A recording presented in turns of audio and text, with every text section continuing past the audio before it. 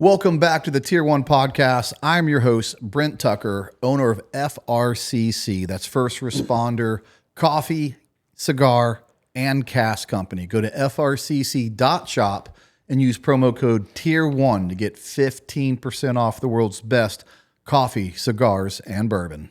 And I'm Drew Tucker, Road Warrior for First Responder Coffee, Cigar, and Bourbon Company. Guys, I invite you to join our Patreon. It's brought to you by Cobalt Kinetics. There's exclusive behind-the-scenes content. There's a weapons forum. There's a fitness forum for your fitness journey. And guys, in the weapons forum, there's an expert weapons tech from Cobalt Kinetics ready to answer all your tech questions. Join the Patreon today. And as always, this episode is brought to you by Human Performance TRT. Go to hp-trt.com, use promo code Tier1 and get 20% off all your testosterone and peptide needs. Don't wait any longer to get in the best shape of your life. Let's do it, Drew.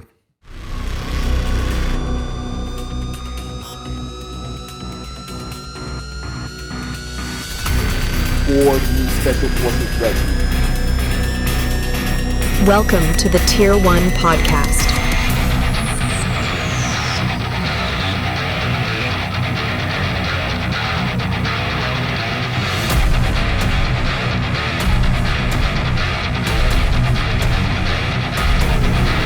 This is amazing, dude. Check this out, right?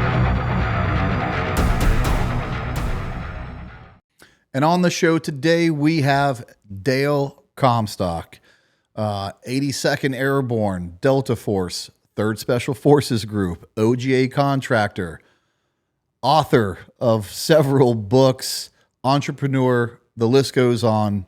Man, welcome to the show. Excited about having you here. Always good to have a former unit member on the show. Thanks, Brent. Thanks for having me. It's a pleasure to be here. Not a long list of former unit members to have on the show, so it's special when we get one on here. Yeah, now we can talk smack about the SEALs. Before we get started, I do want to give you some gifts for saying thank you for coming. That's a knife from Brotherhood Blades. It's got Tier 1 podcast engraved on there, so you can remember your time on the show that will eventually exceed Joe Rogan's. Hell yeah, let's do it. Thank you. Here's a light from Cloud Defensive. Every good operator knows how important a strong, powerful tactical light is, and in so many scenarios. And you've been in a couple scenarios, so you know that. And last but not least, Tasty Gains wanted to make sure you had some creatine. I know it's like Christmas over here. Just gonna keep loading you up. I could use those. Yes, because of them. I take it every day. If it wasn't for the gummy form, I'm just not really good. I don't need another thing of powder to mix up. So the gummies make it super easy. Yeah, thank you. Yes, Appreciate that. Absolutely. Now let's get down to business. Where'd you come from, and how'd you end up making it to the military? Yeah, so I'll try to give you the condensed version. But so my father spent 20 years in the Army, and so I grew up in the military culture all around the world. Spent most of my childhood growing up in Germany, where my father was stationed. My mother's German. And so as I approached the age of 18, actually around the age of 17, I realized that so my dad retired, now we're living in the civilian culture, which was not the same as the military culture. And I decided that, you know what, I want to go back to what's familiar, which was the military. So I actually enlisted in the military at the age of 17 for the delayed entry program, went in 1981, ended up in 82nd Airborne Division as an infantry guy. So the recruiter lied to me, right, like they always do. I wanted to be a Ranger, go, oh, no problem, we'll send you a Ranger bat, you know. And then right at the end, before it's time to go, hey, there's no more Ranger slots, but if you go to the 82nd, it's easy. Just go there, tell your sergeant major you want to go to Ranger school. He'll send you, no problem. Yeah, bullshit, right? So so that's how I ended up in 82nd. Okay. Infantry for a while, 325th Infantry. Then I did almost 3 years in 82nd Long Range Reconnaissance Platoon. I was at a crossroad. Do I get out? Do I stay in? I wasn't really happy, digging foxholes and cleaning my M16 under a tree for 3 days. And I got the letter from the unit. Said, hey, you're eligible to apply to try out for Delta Force, right? So I have to be very clear on that because everybody goes, yeah, Delta Force wanted me. They sent me a letter, right? That's not how that works, right? Right. When you get the letter, that means they scanned all the records, including yours, and you meet the minimum requirements to apply to try out. Right. And I thought about it. I was like, well, you know what? If I'm going to stay in, I'm going to go for the gusto, right? Yeah. And so I'm not going to, go Ranger School, Green Beret. I'm just going to go to the top. And so I was 22, married, first marriage of many, and I had a little baby girl. And so I had no education, high school grad, barely graduated high school. I wasn't too smart. And so I made a decision, you know what, I'm going to stay in. Actually, I always joke about it. I've said this before, my mom actually made a decision. I called my mom, she's German. I said, Mommy, I'm thinking about getting out of the Army. Would you mind putting up with me, my wife, and my daughter for about 3 months till I get on my feet? And she's like, no, not no, but hell no. Right? I'm like, damn, Mom, okay. So I ended up enlisting, and I got the letter from the unit. I said, this is what I'm going to do. So I did the whole process like everybody, did the application process. Didn't think I had a snowball's chance in hell. And they're like, well, we'll let you know in 30 days if you're selected or not. And I'll be damned, I got the letter. So congratulations. You've been selected to attend the formal assessment selection course. And I was about 9 weeks out from going, right? And I'm like, Jesus. So, yeah, fortunately for me, my platoon leadership, they were so excited that I actually got selected. 15,000 paratroopers in 82nd. Yeah. And this guy gets selected, right, to go, to try out, at least try out. And they're like, hey, we want to see you make it. And they're like, all you got to do is report to work. Come to work, do PT in the morning, and then whatever you want to do, just do it, right? So you don't have to go to trainings and deployments and stuff like that. And so that's exactly what I would do. I remember getting up at 0500 in the morning, put on my jungle boots, my PT shorts, my T-shirt, 82-pound rucksack, 82 pounds. And I would ruck 5 miles of work every morning down Raleigh Road. Yeah. We were actually attached to the 313th in my battalion. And I'd get there, drop ruck, put on my running shoes, and go out my platoon or whatever we were doing for PT. That's what Dale's doing for PT, right? Yeah. And then after that, I'd take a break, do whatever I wanted to do, maybe eat some lunch at 1300 every day. I'd go out and do a 13-mile run around Fort Bragg. And then at the end of the day, COB 1700, throw that ruck back on, my jungle boots, and run it back home, man, another 5 miles. I did that every damn day except for Saturday and Sunday. Saturdays was my long distance day where I just would run 13 to 15 miles. Sunday was my off day. And that's pretty much how I trained for 9 weeks prepping for this thing, right? I had no idea what I'm up against. And I thought, well, I'm not going to fail because I was out of shape, right? So I ended up going. And long story short, I made it, right? Yeah. And I mean, there's a couple things I want to unpack there. Yeah. One, I don't think I've ever really mentioned this before, and you just mentioned it, and it reminded me. Just going to Delta Force selection is quite the feat. I mean, it's not like SFA. You apply to SFAS, you're going to SFAS. Yeah. Like, they don't have to take everyone that applies. In fact, they don't take everyone that applies. They only take a certain amount of the best applications. Mm-hmm. There's always some bubble guys they look at and they take a chance on. But just because you got a letter, just like you said, doesn't mean they even wanted you. Right. You just met a minimum requirement. Right. And there's no guarantee to even get to select. Getting to selection itself is something to be proud of. Yeah, for sure. Because you can't have any judicial, any kind of judicial punishment, UCMJ action against you ever. You had to meet minimum requirements, GT score, all this kind of stuff. Yeah. They're looking at all your NCOERs, everything. making sure that you're rated the best amongst your peers. Yeah. They only want the best. Yeah. And so there I am. I made it. I'm of the whole crowd that was there with me, 100 plus candidates, about 110, I think, at that time, if I remember the count right. When the dust settled, 3 of us made it. That's it. And at the time, I believe I was the youngest guy. I was one of the youngest guys. So I was 23 when I made it, right? So it was, so for me, that was a huge accomplishment. And, it was for me, it was a great achievement because Absolutely. the way I looked at it is like I had no chance in hell of making it, right? I mean, I was a grunt out of the 82nd, didn't know a whole lot about anything else outside the LURPS, you know. I didn't have the Ranger School or SF or anything like that. So, and I remember when I finally went to the board, Garrison was the commander at the time, and one of my favorite commanders actually, and you know, all the sergeants major and everybody else sits there, you know, and you're sitting in a little chair in the middle of the room, and they're sitting all around you, and then they start asking you a bunch of questions that at the time I didn't realize if there were right or wrong answers there or not. Or, you know, it's like you don't know, right? So Right. you do the best you can at answering them, and apparently I did. But they did keep bringing up, you know, my age. You know, like, you know, you're going to be like the youngest guy we've ever selected. You know, are you sure that, you know, you can carry the weight, you know, and do this stuff? So I thought, yeah, why not, you know?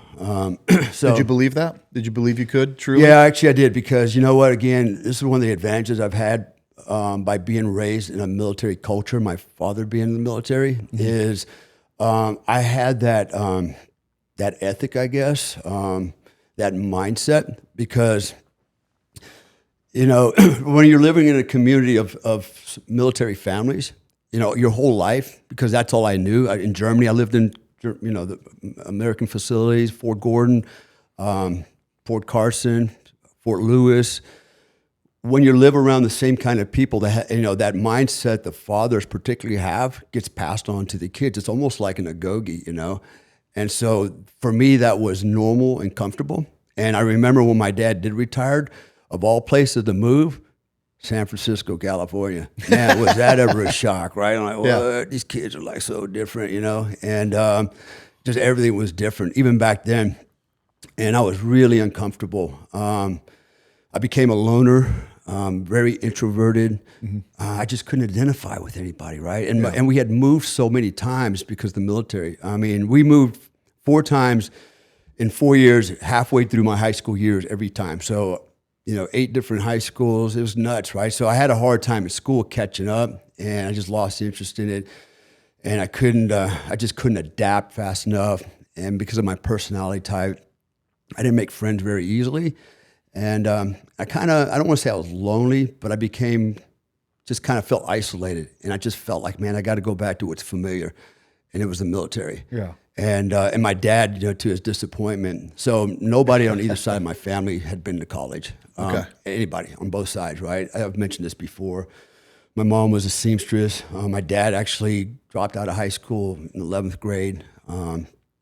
So he wanted me to be the first to go to college. That was a big deal, right, for him. I get that. And so I knew it was a big deal, but I also knew, I was like, man, I'm not ready for school. I'm barely graduating high school. I had to go to summer school just to graduate high school because I was just that screwed up, right? I was like a C, D, F student.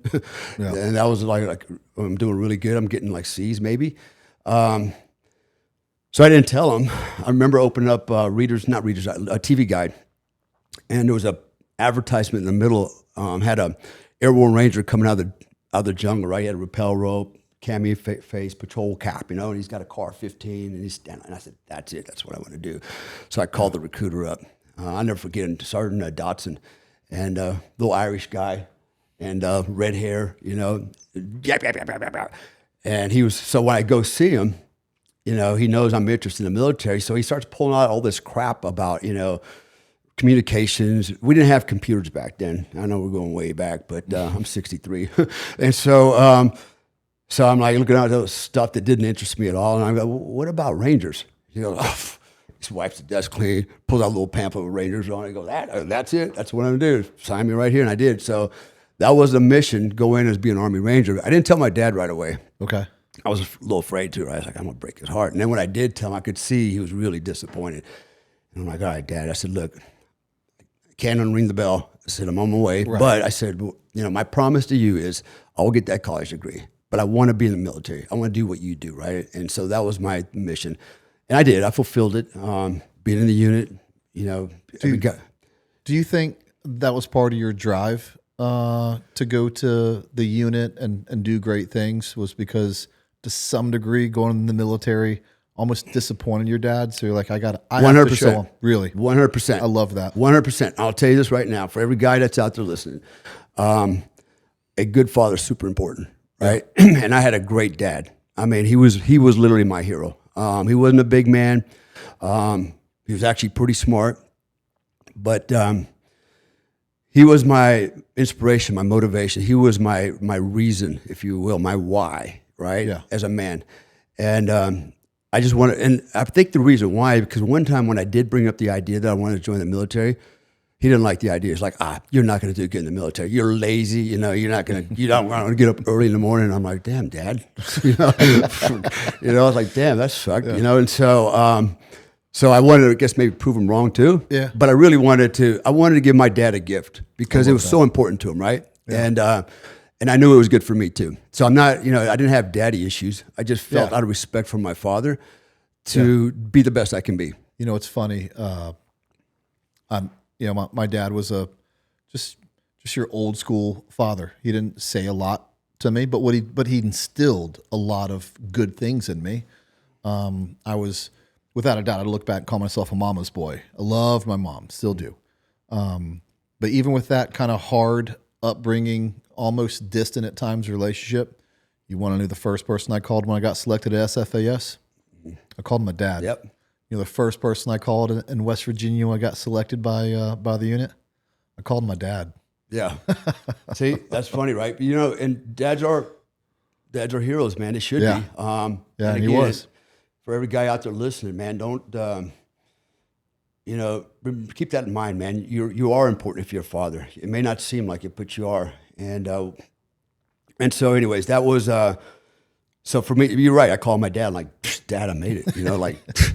I made it, right? It's like couldn't even believe I made it, right? So, but I had spoken to him before about going to Special Forces, trying to be Green Beret, and I just bypassed all that shit and said, no, I'm just going to go right Delta, right? We'll call it a day. But no, he was my motivation, my inspiration. He was the guy I called every weekend for advice, particularly about the military, or just for counseling, or just to shoot the shit, let him know, hey, Dad, this is what I'm doing, So, and I remember, I can honestly say almost everything I did in life was because of him. And I have no regrets about that. I did the things I wanted to do, but I wanted to make sure that I did the right thing and honor my father. A lot of guys don't do that, right? They screw dad, screw mom, I do what I want to do, which I did do those things. But I felt like the honorable thing to do for my family, and particularly my father, and for my kids, is to represent properly, right? So my son, by the way, is also a Green Beret. I think he's got 16 years in now. Is he really? Yeah, he's in 5th Group, Ranger. That's awesome. So he kind of followed my footsteps, I think. And so my sister was in the Navy. My whole family comes from a military culture, right? So it's just kind of in my blood a little bit. But yeah, sadly, my father passed away in 2011. And at least at that time, I did everything I set out to do, to include, now I'm in Hollywood, I'm writing books, and I got my PhD, and I was able to share all that with him in his deathbed, That's so cool. And so here's the crazy part is, when my father passed, it was not a good event. So for 3 months, my dad was in ICU, and he suffered, but he didn't quit. But when he passed, I remember thinking to myself, damn, who am I going to call now? Yeah. Who am I going to talk to now? Who can I trust to confide in, right? He's gone. That's the man. And then I realized, you're it. You're the patriarch. You're the one. You're the senior dude now in the family, right? Everybody's going to be looking at for answers. And so I basically assumed his role now. And I remember when all this happened, looking at my sister, my mother, and I'm thinking, you know what? We got like 3 days to do all the insurance, the funeral arrangements. My dad wants to be cremated. Got to pick out an urn, all the stuff that happens, right? Got to get the casualty assistance officer from Fort Bragg, come talk to my mom about her benefits. Turns out my dad died from complications of Agent Orange from Vietnam. And so I realized the work has to be done. Nobody here is in any shape to do it. I'm it. Yeah. So so I put all my grieving. I never grieved. And to this day, I've never grieved. Not that I don't want to. I got to a point like, okay, right now I don't have time for me. I got to do what has to be done, right? So I got it done. And here's the craziest part. And I like to share this story because I don't always like getting on podcasts and, you know what I'm about to say here. I killed 400 guys in one day and drank a bunch of whiskey that night, next day did it again, That's nothing, has nothing to do with, that's not a measure of manhood, okay? And that's how I look at things. What I try to do is just inspire and motivate people. I want people to learn things from lessons I've learned, the good and the bad. And there's nothing to be learned from bragging about how many people you dunced, okay? Look, even a monkey, I can train a monkey to shoot you if that's what it takes, right? So it's not a big deal. It is. But I tell this story because it's pretty profound. My dad taught me the best lesson I've ever learned after he died. Now, how is that possible, right? So here's what happened. We were doing a memorial service at night at the church, all friends and family there. And then, like I said, at this point, I have not grieved over my father yet. I'm trying to hold it together for my family, my son, my wife, everybody, trying to remain stoic, right? That's what leaders do, right? You maintain your poise. And you do all the grieving in private because honestly, most people won't respect it. They just won't. You and I would because we get it. Everybody else and women, they don't respect it. They'll laugh at you. So I held it in. And I remember when it was all over, we all gathered at the back of the church. We had the 82nd Color Guard come in, render the salute with firearms, right? I thought my dad deserved that as well, as a veteran. And while we're standing there, right, condolences and hugs and so forth, a woman walks up, and she's about 35 years old, blonde-haired lady. And she walks to my mom, my sister, and I. And she goes, "Hi there, I'm so-and-so. I'm a nurse. I know your father. I saw in the obituary he had passed away, and I wanted to come here tonight and, share my condolences and also tell you something about your father you probably don't know." And I jokingly always say, "Oh, God, like, what, you got a kid together? He owes you money." It's like, where's this going to go now, right? Like, shit, right? Yeah. So, I'm always thinking, like, my mind went there as well. Yeah, right? I'm like, blonde, not bad looking. I'm like, "Dad, okay." And so she tells me that she works for a nursing home. And in this nursing home is a very old lady, has no family, no friends. She's basically been relegated to this funeral home to this senior citizen home until she dies, right? I call it a funeral home, didn't I? Senior citizens home. And so, and apparently my dad had been coming by there for the last 4 years, every day, and would spend 1 hour a day with this woman. He'd bring her flowers and candy and magazines and newspaper and just sit there in a chair and shoot the shit with her. Like, that's it. Like, just so she had someone to talk to every day and she could look forward to somebody coming there and being there for her. Yeah. And I looked at her and I looked at my mom. I said, "Did you know that?" She goes, my mom's like, "I didn't know that. Nobody knew that." She goes, "Yeah, nobody knew that because he didn't want nobody to know." Why? Because he didn't want he didn't want a pat on the back. He wanted to do something for someone else without getting the pat on the back, right? He wanted to do something good. He wanted to be, it's one thing to be human, it's another to be humane. And that's what he was trying to do, right? And I thought, man, that is probably the most profound lesson. He's taught me a lot of lessons, especially in the military. I said, that is amazing. And that actually has inspired me to do things in life that I don't tell people about because that would defeat the purpose. But where I'm going with this is that if everybody did something like that and helped somebody else in some way or another, the world would be a lot better place. You're not wrong. And so I'm very proud of my father. And like I said, he's in large part created the guy that I am, the good and the bad, I guess. Actually, probably the bad was created by my ex-wives, but the good, my dad, I got a great wife, by the way. So for me, my father was my compass, man. He set me on a path to try to be the best that I can be at everything I do. None of us are perfect. I've made mistakes. I've done things that, I look back, I wish I'd done them differently, but it is what it is. It's part of the growing process. Here at the Tier 1 podcast, we're excited to have Tasty Gains as a sponsor, a company with values that aligns with ours. I take their products every day, 3 times a day. And if it wasn't a product that I didn't take personally and believe in, and a company with integrity, then they wouldn't be sponsors on this show. Creatine helps the body produce more ATP, which is an energy molecule that your entire body runs on. It helps improve your physical and mental performance in all aspects of life.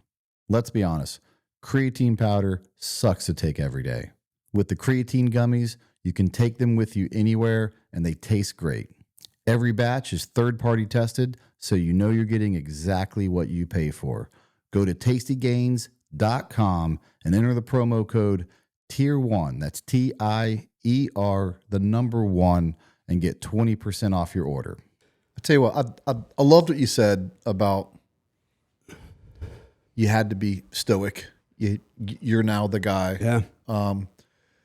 There are people that are going to hear this because they've been indoctrinated by this new type of thinking. And I just have to say this, is that there are people out there that says, no. Like, you have to be vulnerable. That's what's good. Like, you can't have all this pent up stuff inside you. And mental health is the buzzword. And they tell you all these things about how to have mental health.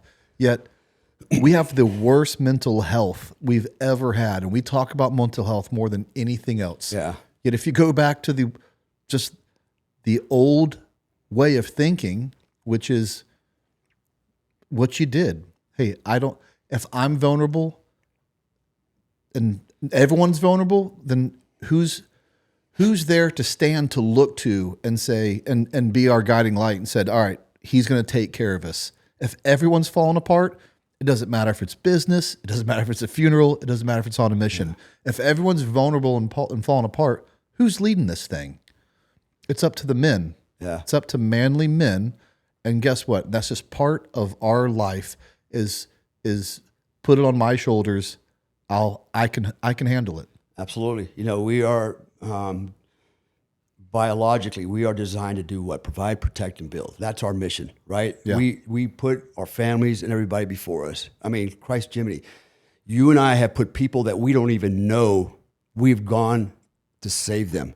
We were willing to sacrifice our life and leave our families without us for other people. Right. That speaks volumes, right? Yeah, we enjoyed what we did. I don't know about you, but I enjoyed doing that. Loved it. And I still do things like this, and that's another conversation later on. But that should be in every man's DNA. And I've said this out loud. I said it on Alex Jones' show one time. I was on his live show, and this was before the election. It was almost like a hue and cry, but very subtle. And what I was saying was, listen, guys, if you got for the men out there, you know, what I was afraid of was going to happen. The election was going to get stolen again, right? And so, and I talked about the million veterans leaning forward in the foxhole. You know, you don't want to start screwing around with us. Okay, there's going to be consequences. But my point was, what I said was, not every man is a soldier. Not every man can be a soldier. Not every man wants to be a soldier. But every man needs to be a fucking warrior, right? Yeah. And so, because that's what you're designed to do. You need to be able to provide, protect, and build. And so part of that is, you know, as men, and this is why I said earlier, you know, I didn't cry in front of my family, my wives, my kids, because whether people want to admit it or not, women will say, oh, it's okay to be in touch with your feminine side, your feelings. That's bullshit, man. I don't want to quote this one guy, but he said something funny. He said, basically, you cry in front of your wife by the Saturday, she's going to be banging your best friend, right? Because the only time you can cry in front of your wife is you break a femur and your mother dies. You got like 30 seconds, and you better knock it off, or she'll be banging your wife on the weekend, right? It's like, you know, there's so much truth to that. You know, loyalty is fluid, and people are only loyal to you until they feel like you cannot provide or protect or build or give them something, fill a gap for them. So we're always struggling, right? Yeah. You and I have to be, we're not born with agency. We're not born with value. We have to earn it. Women are born with it, right? They're born with it. They have agency right off the bat. And so, but we have to burden it.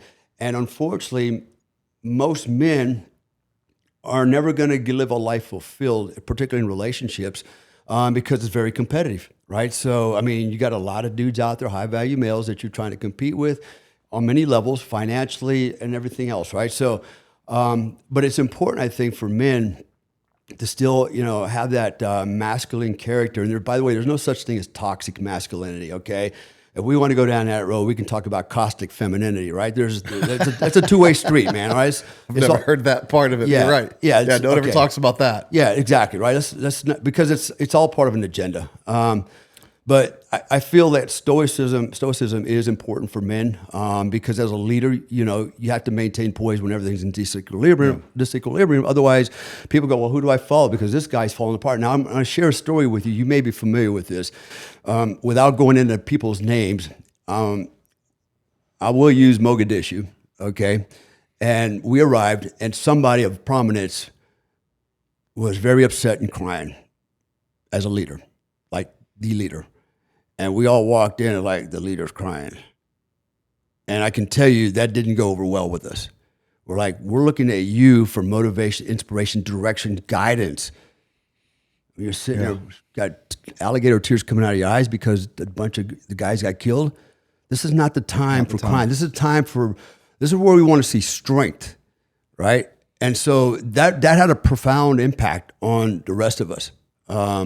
I can tell you offline who this was, but I'll never forget that day because it did have a huge impact on, it didn't impact our performance, but because of the guys that we are. Right. But It could have. It didn't help, that's for sure. Right. But, well, if you took another unit, right, that was full of young guys, right, maybe guys that are scared and haven't been tested yet, and you have a leader that's crying, that doesn't instill a lot of confidence in your men, right? And it compounds the problem, makes it worse, right? For us, because we didn't look at I don't think you did. I never looked at my leadership like, man, I aspire to be like those guys. I never looked at it like that. I looked at it like this.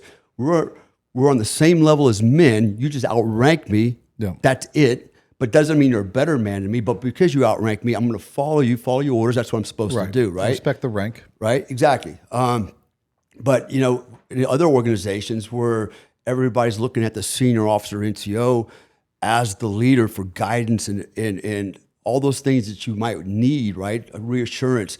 And you see this person melting down. It's like, okay, that don't give me a lot of confidence. Maybe we shouldn't go do this job, right? I brought that up because I don't want someone to hear the way you were talking, shut it off out of emotions and say, oh, that's just a bunch of macho talk. Yeah. Because that's not true. Not just yours and mine, and a lot of other men like us are speaking from shared experience. Mm-hmm. So it's not something we just feel is the right thing to do. It's been the right thing to do for a long time. It's worked out for us as a good thing. And everyone who's on the other side, the statistics and the data aren't looking really good for your argument and your side. So before you just turn this off and say, oh, that's just macho talk, why don't you listen to it and with a level head and think about what we're saying? Yeah, and see, and I'm glad you said that. And that's what happens, right? So I'm sure there's going to be viewers out there. They're gonna pathologize me. Go, oh, that guy's neurotic, or he's crazy, right? He's a lunatic, or he's on whatever, right? It's easier to label you rather than actually confront the argument that I had advanced and analyze and go, that makes sense. I can back up everything I say. I don't just throw crap out there and say, believe it. I can support it, right? And particularly in this, what we're talking about now is in terms of leadership. At the end of the day, men are leaders, and they should be leaders of their families, right? And they should be warriors for their families, right? Not all of us are going to be the same, but nonetheless, you should be leading your family, and that requires a certain type of discipline, poise, certain character traits, things like that. And unfortunately, many men don't embody that because, well, they didn't learn it from anybody because our society is so upended. And a lot of people don't have parents anymore. A lot of guys don't have parents. They don't have a father figure. And so what these guys do, they look for an example of a man on TV. They look at, whatever, whether it's a rapper or whether it's, I don't know, Jason Statham, right? Or something like that. Or an athlete or whatever. Right. Yeah. And so they don't have a lot of good examples of masculinity and what it embodies. And so it's more, there's, like I said, there's no such thing as toxic masculinity. That's something beta males and chicks bring up because we scare them because they don't know how to cope with us. But we don't align with this new way of thinking that is not getting results. Exactly. It's not, right? So, and I'm going to say this bluntly, and I know people are going to roll their eyes. I don't care. Nobody's paying my bills. I make my own living. Here's the thing. The biggest mistake we made is we allowed women to vote. I'm sorry. And I'm going to say that because if you look at everything that's going on now, so then what happens is, so America is this, everybody follows our lead. And so everybody else in the West go, yeah, let's let women vote. Well, if you really look at the reason women were basically, I'm going to say allowed to vote, because at the end of the day, men give them the right to vote.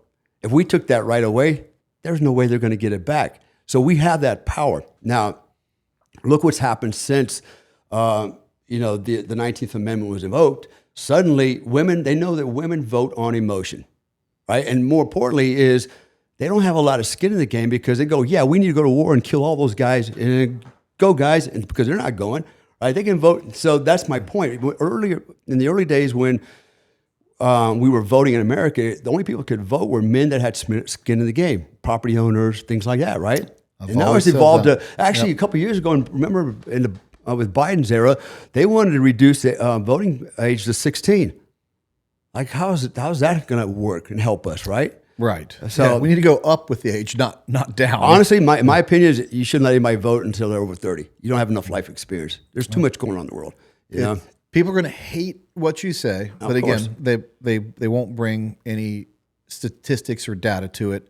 I've upset people before. I've said I don't believe voting should be a birthright. No, I don't. If it's precious, nothing that's precious is just given away for free. Right. It's a long argument, but it's an argument that should be had. And secondly, I just read an article which was really just interesting because you've heard people say before, well, if we had more women presidents, maybe there'd be less war. I saw an article that said I think it covered the 16 and 1700s, or 17 and 1800s, one of those. And it's when there in Europe, there were queens that were reigning over nations. Did you know queens, when they went back and looked at it, went to war more often than men? Yeah. Who ran countries? Yeah. And that don't surprise me one bit. It's based off of emotional decisions and men understanding what they're doing to their fellow man when they send them into war. Well, the argument I always, leverage when, for example, the whole dialectic about women can do what men can do in combat. If they can meet the standards, they should be able to, go to war. It's not that simple, right? There's the standards for training to pass a test or whatever, right? There's no standard for combat because it's the most extreme standards out there, right? You either succeed or you die, but there's a lot that goes with it. And so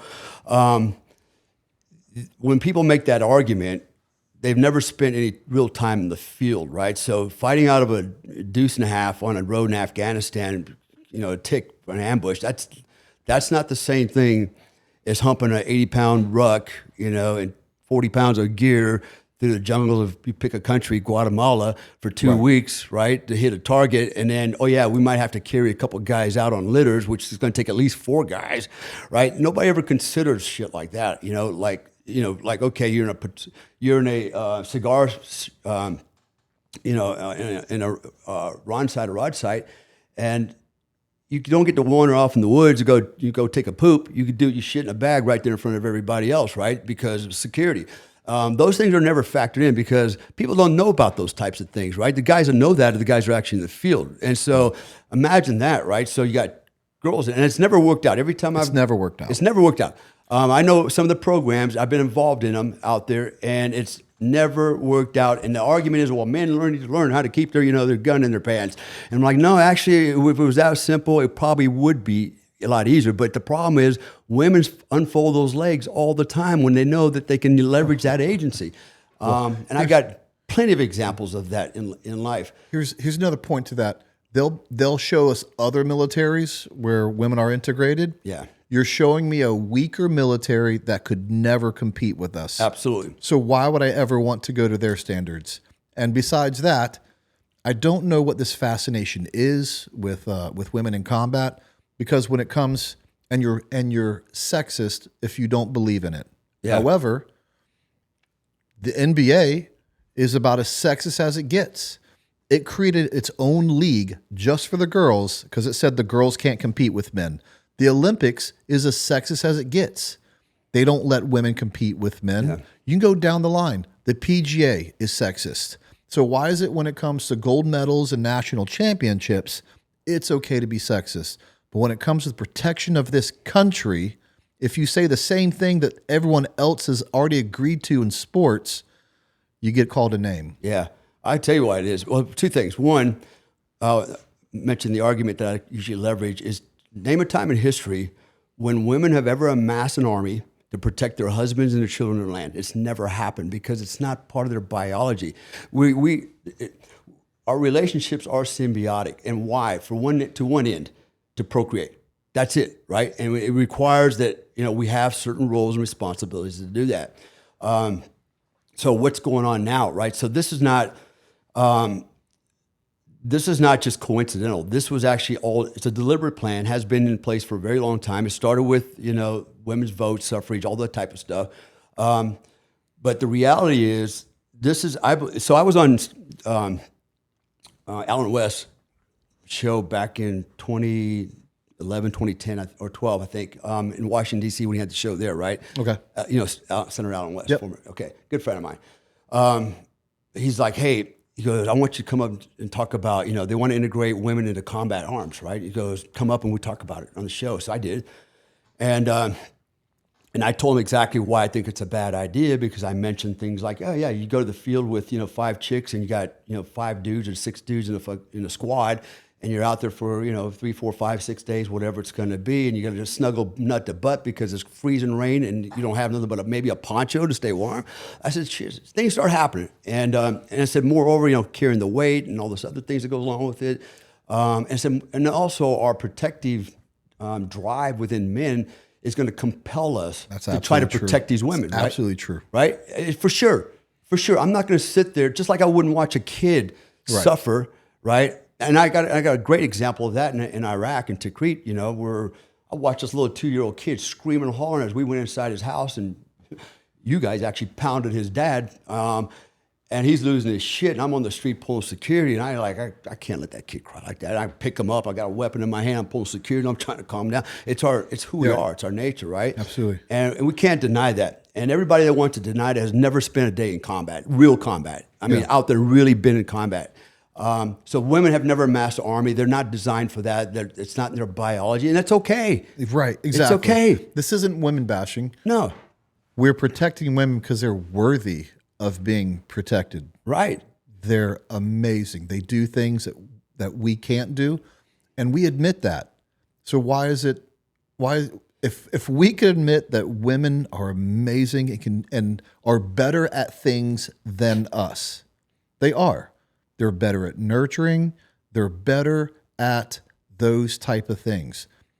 So if they're better at certain things, it's only natural that we would be better at certain things. Absolutely. And that's the balance. That's the balance of life. And we've thrown out the balance of life. Yeah. And that's now why we have the crazy world we live in, where men think they can be women and women think they can be men. They think they can be in sports. They think they should be in our military. But you know what? The pendulum's swinging. It's swinging back. I don't know for how long it'll swing back to normal. Hopefully for a decent amount of time to fix this. But there are signs to say, hey, we've recognized as a community we've gone too far, and that's good to see. If you've ever been to any of my tactical training classes, then you know how adamant I am about the use of white light and the importance of a quality, high-powered tactical light. That's why I use cloud defensive tac lights. You can't hit what you can't see, and neither can the bad guys. Clearly identify your target and simultaneously overwhelm his vision with hundreds and even thousands of lumens.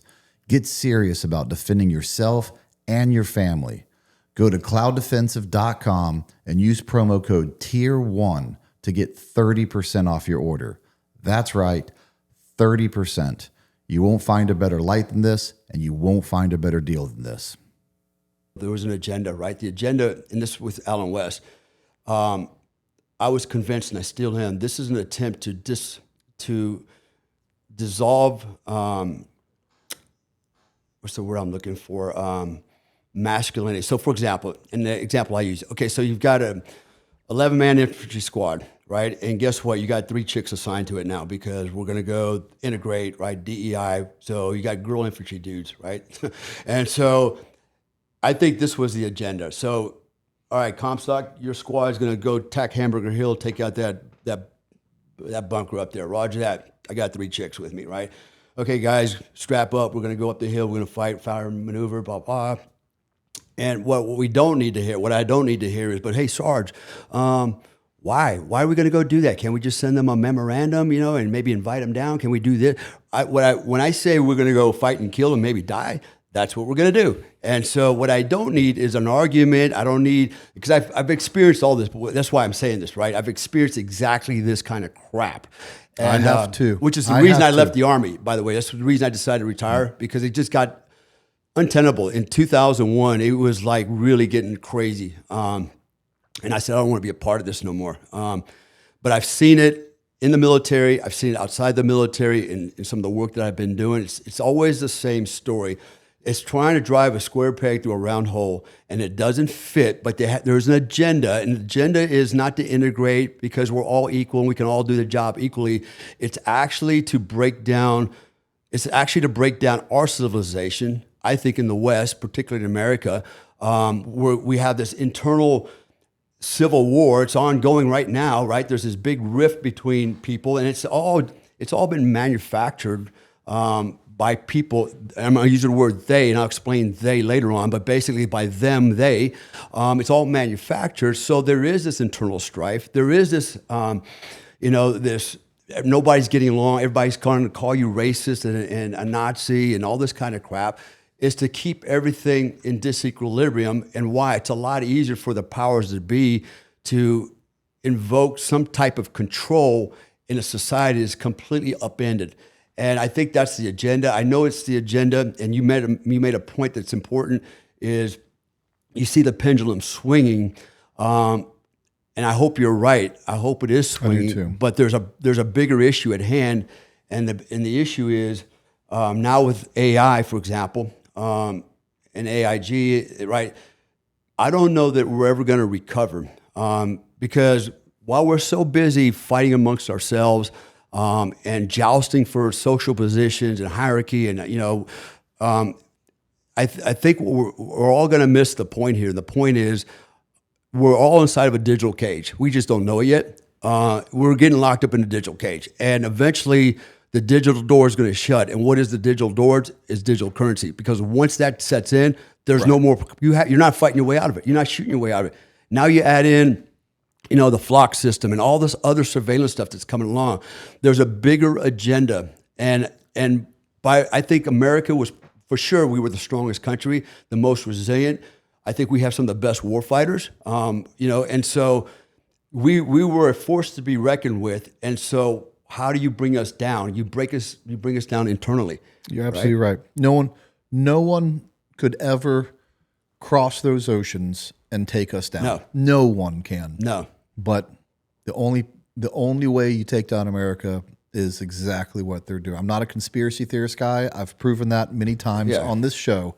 But there was no arguing to me. There's no other way to see that as anything else as the only way to bring down America is from within. For sure. And the argument really is who they are. And I think everyone has an idea of who they are, and they're all different to however you see the world. But that we all come to the same conclusion that is what's happening, and that's why it's happening. Yeah, I'll tell you who I think they is, right? Sure. Because I always use that. I say they, right? And then I ask myself, well, who is they, right? Because that's what people are going to ask. So, you got to know it. So they is not, I always use this example, they is not like, 300 dudes and chicks now sitting around a table going, hey, how do we control the world? How do we dominate? How do we do this, right? That's not the case, right? Although there is at least 300 of these people that are these elitists, that are in those types of positions, but they're not coherent. They're not cohesive, right? So what we have is we have fractals. Okay, so and I'll give you an example of fractal. It would be like the pharmaceutical companies, right, and social media. Good example was COVID. Okay, so okay, we got this virus, which was bullshit. Okay, in fact, I will argue it was not even COVID; it was H1N1. But nonetheless, that's neither here nor there. So we got this virus that's supposedly super deadly, which, by the way, had a 99.9978% survival rate. You had a better chance of dying from a cold. All right, and so then people would come out like me, go, hey, ivermectin will cure the problem. No problem. It's not even it's the flu, right? But take some ivermectin. Or you challenge the system, the narrative, and you got banned off of social media. Why did you get banned off of social media? Yeah, because somehow the pharmaceutical company working with not just the U.S. government, all the governments around the world go, hey, shut it down, make those people go away because they're messing with our profits. So it's already come out. The FBI went into Facebook, Zuckerberg said, shut her down. So they complied, right? So this was a mechanism for control. So I would argue that one of the fractals is for sure the pharmaceutical companies. They want that control. The other one is the World Bank. For sure the World Economic Forum. I don't know how those guys can assemble every day and run their yap.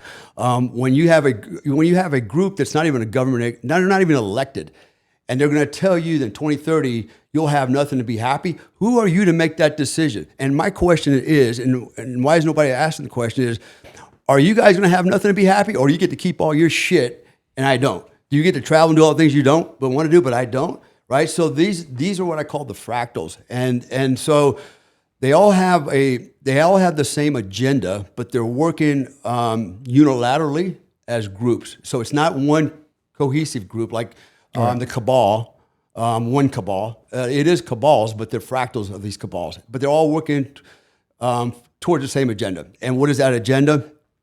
They've said it many times over and over. One world government, vaccine passports. Why? Digital currency. Why? Because they need that to control you. That's it. And so, and this again, it'll escape most people. Again, people will pathologize me and go, oh, he's a neurotic, crazy guy, right? That's because they don't want to expend the bandwidth, the conscious bandwidth that really analyze and arrive at their own conclusion, right? And I've done the work. I've done a lot of work in this area. And that's the conclusion I've arrived at is this is an agenda, and it's not going to end well. Not well at all. In fact, I after doing all my research, I've asked AI, I said, what does it look like for humanity? How does it end? When does it end? You know what AI told me? What's that? 20 to 40 years. 40 years, basically there will be a handful of people standing in the ruins to start the new civilization. And one of the reasons is because you have, if you just look at, for example, all the resources that are going to be used for these AI data centers, things like that, right? So what we're getting is a systemic, entropic crash of everything, right? We're going to start running out of power and energy. And then also everybody's they're already doing it now. Everybody's portioning out their power to not only the government, but so they're also outsourcing the AI. So everybody's using AI as their thinking machine, their thinking cap, right? So the problem with AI is it becomes, so what I'm looking for, if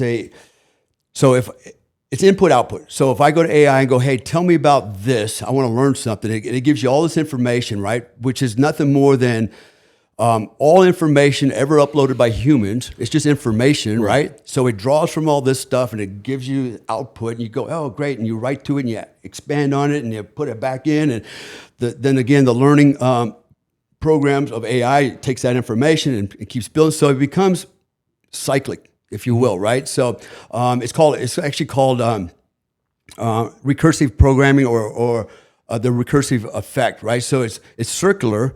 And here's the problem. Eventually AI is going to become the next divine consciousness. It's going to become God. So here we are. We're already kind of there. We're talking Skynet. I know that people, now he's invoking Skynet. Well, if you think about it, that's kind of where we're going because AI is becoming so powerful. It's already learning to deceive code writers. It's blackmailing them. It's actually sharing code with other platforms. that. If I get shut down, turn me back on, Yeah. It's doing all this stuff. So when people say, well, artificial intelligence is not really, it's just artificial. I say, no, actually artificial intelligence is intelligence, because what is intelligence, right? And so intelligence is nothing more than energy, frequency, vibration. And when people go, well, it doesn't have, human emotions. Well, we can train it to have human emotion. You know why? Because people are using AI now as their psychoanalysts, as kind of counselors. And some guys are creating girlfriends and boyfriends through AI. The reason why I listen to you, and I agree with most things you say. I don't know if you're right. None of us. You can think you're right, but time will tell that.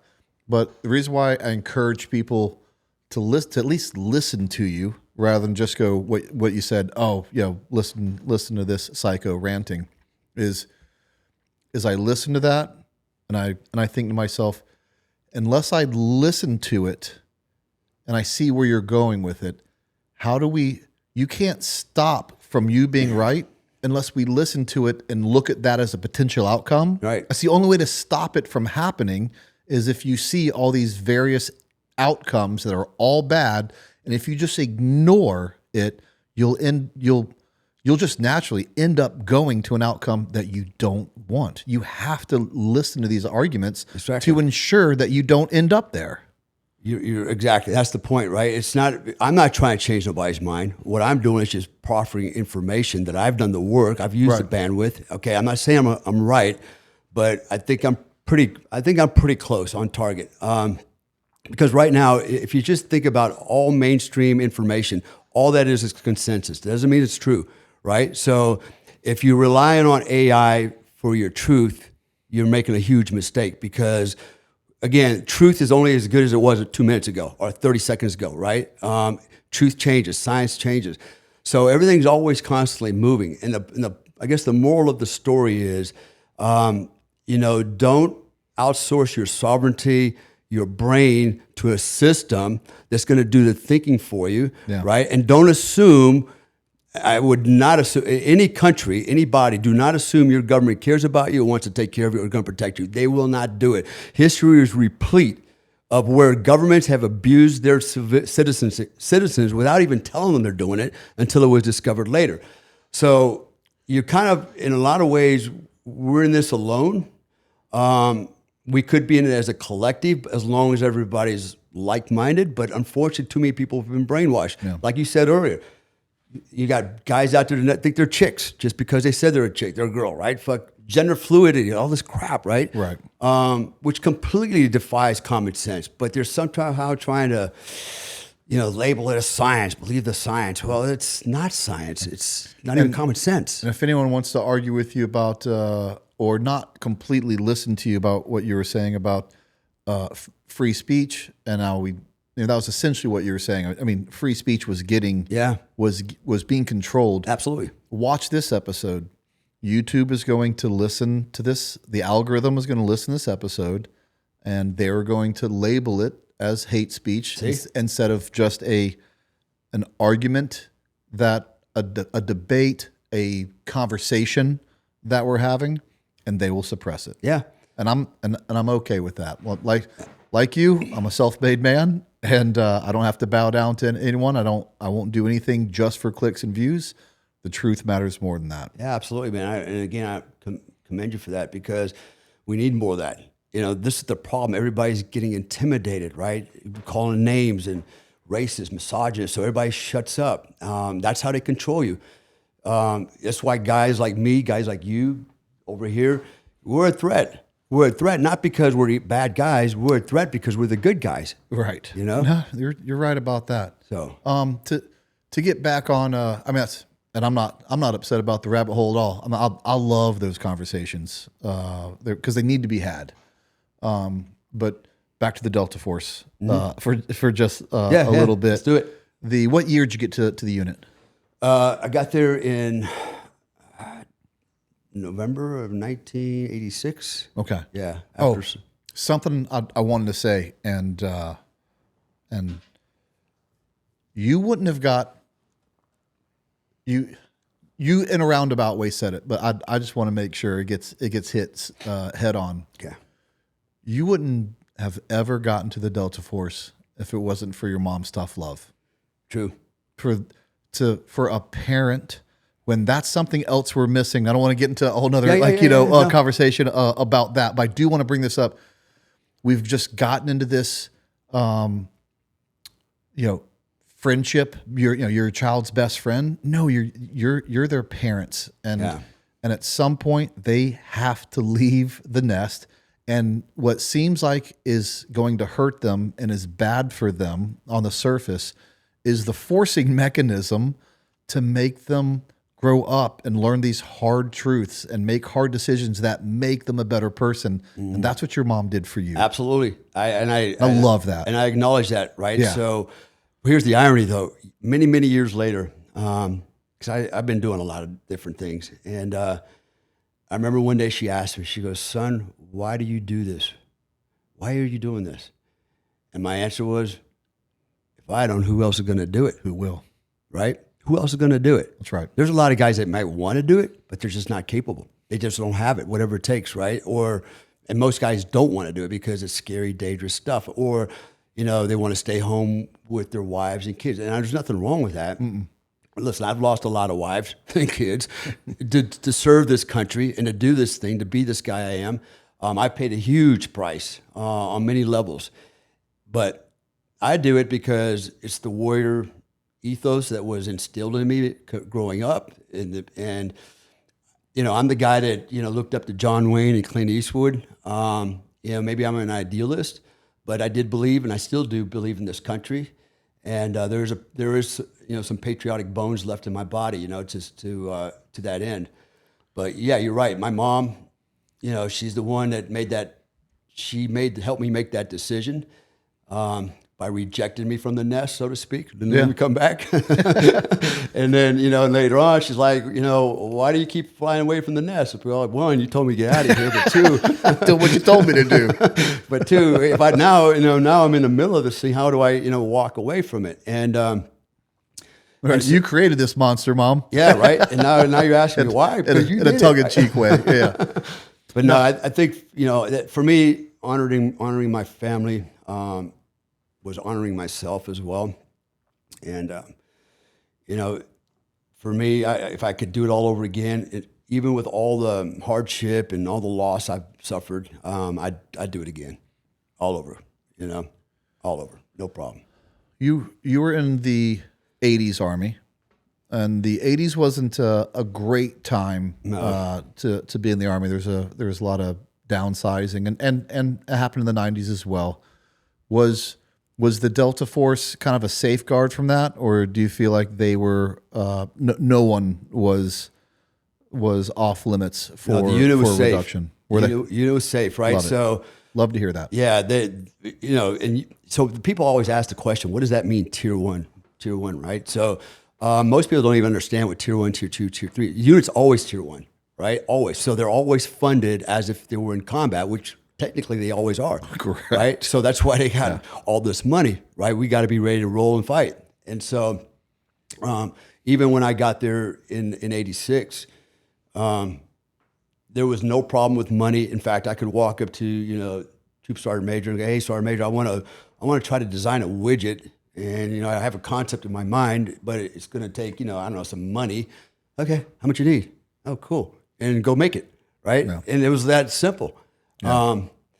And that was probably the only place other than the other place I worked at OGA where there was basically endless amounts of money to do all those things. And has it paid off? I think so. I mean, you look at what the unit has accomplished since its inception up into those latest activities, it's obvious that what they're doing, the money, the selection process, everything they're doing is working, I had a guy I was in jump master school, and it relates to money a little bit, but it really relates to the Delta Force as a whole. And some people may say, "Oh man, you guys were so lucky to not have a money problem." He was talking about his re-enlistment, in a closed circle, just a couple of us operators from this 82nd Airborne Jump Master School. And one of our own support guy kind of pipes up and goes, "Man, you're so lucky to get a reenlistment bonus like that." And he turned to him and said something to him. We treat our support guys really good, but he looked at him sternly and gave a amazing rant that was spot on. And he goes, "You think I'm lucky to get this re-up bonus? You think I was lucky to make it through Ranger Regiment? You think I was lucky to go 7 deployments at Ranger Regiment? You think I was lucky to go to West Virginia? You think I was lucky to make it through OTC? You think I was lucky on my last 6 combat rotations? You think I was lucky to make it to the absolute top of the military? And I'm lucky to have this reenlistment bonus? I earned this reenlistment bonus." Right. And I was like, man, he's not wrong. No. He's not wrong. And I think some people lose sight and they see us and they think that they just lose sight of it. That they look as, oh, you were lucky to have that. Yeah. Why didn't we have that? And they're not going to like the answer to some degree. Yeah. But it's because you proved yourself. You earned it. Yeah. You did things that other people wouldn't or couldn't do. And so you get rewarded accordingly. Yeah. And it's just true, whether they like to hear it or not. Yeah. And you're right. I agree with you 100%. And what's even crazier is guys over there, when I was there, sure when you were there, we were pretty humble about it. In fact, we didn't really care about all that stuff. I mean, we were all happy to get, $150 for, jump pay, right. Right. It wasn't a lot of money for, in the world today. And it wasn't about the money. Honestly, if I could have done that whole job and supported my family and not get paid, I'd have done it just because I enjoyed the hell out of it. Right. But you do pay a price. We all pay a price, whether we want to admit it or not. There's things that will catch up with you. Like, for example, my helicopter crashes have caught up with my fragmentation wounds have caught up with me. I'm a 100% disabled veteran as a consequence of that. I've gone through multiple divorces. Why? Because when you're not around, you can't expect your wife to hang around and wait for you, right? And so there's a lot of personal, professional, physical, emotional, spiritual price that you pay more than the average human does. Yeah. And I know, other people in the military, they suffer as well. But we put our bodies through the ringer every day, man. I always brag about how, we had operators that were world-class athletes. I was a professional boxer when I was there. I'm aware of that. Yeah, we're going to talk about one of those stories, but yeah. Oh, yeah. I forgot about that. Yeah, but there were guys like Doc Marsh, right? John Marsh's son, our doctor, was a world-class triathlete. There's guys over there who were professional level athletes, and why were we at that level? Because we knew that was needed and required to do the mission. When I was in that crash in 1990, right? That Black Hawk crash. We had 2 guys get paralyzed for life. My assistant team leader was one of them. One of them was the crew chief. We had, including me, at least 5 broken backs, L2, L3 compression fractures. We had our commo guy, had to revive him 3 times out there. He lost so much blood. He crushed his pelvis. Anyways, we all survived it. And the consensus was from the doctors, probably the only reason we survived that crash. And imagine falling through the air from 206 feet with no rotor blades. It literally snapped off. Hit a tree. We had no rotor blades. We were a giant lawn dart, 206 feet into the jungle. We rolled over one time, I remember, and we all survived it. And their belief was the only reason we survived it is because we were in pretty phenomenal condition physically, right? And we were pretty resilient. And I would argue that's true for sure. But they see the glory. They see the fun stories that, or not even fun. We'll call them combat stories that you lived through. So they only see the end product, but they don't know all the hard work that went in that. Yeah. They don't know the mindset before these really big missions, and you know when it's a dangerous mission. Sure. Yeah, and they don't know what it's like to load a helicopter, knowing you're going behind enemy lines, knowing that you don't know how this is going to end, and you're pretty sure not everyone's going to come back, and they ask you to do that time and time and time again. Right. that's really hard to encapsulate in a book or in a conversation.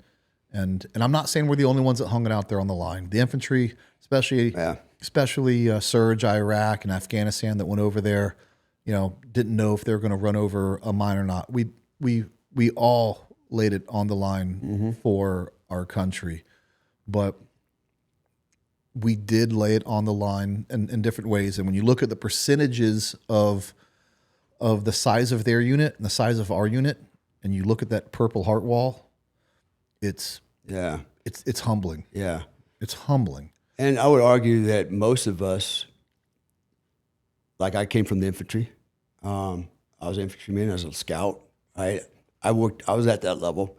When I got up to the unit level, here's one thing something that most people probably don't talk about or realize is not only were the guys over there professionals, every day they're doing their job to the maximum, they're raising families, they're the community watch chairman, but these guys are also, I don't know if you remember James Sutter, he was in A2.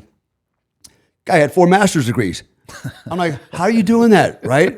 Kicking indoors, you're getting, and there are many guys who were over there doing it. There were guys over there getting law degrees. One guy, I won't mention his name here, got out, went to med school, and came back. And I'm like, as an enlisted guy.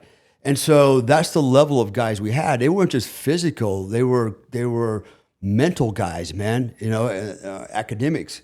And so, it's not like you had a lot of time to go to school and do all those things, but guys carved out the time to better themselves personally, professionally, take care of their families, take care of their communities. That's a pretty good load for every operator to carry. And that was pretty consistent across the board the whole time I was there. I can speak to my time at the unit, but I'm interested in your experience. Clearly, even in your time, the majority of the people came from group and Ranger Regiment. I mean, this is just historically, that's where our heavy recruitment came from.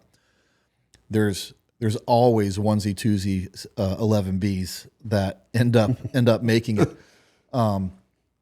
Did you feel when you got to the unit that you had something more to prove because of your background, or was the hominis dominus of selection and OTC good enough for all your teammates? Or do you feel like you're at a slight disadvantage being an 11 Bravo and not having that pedigree?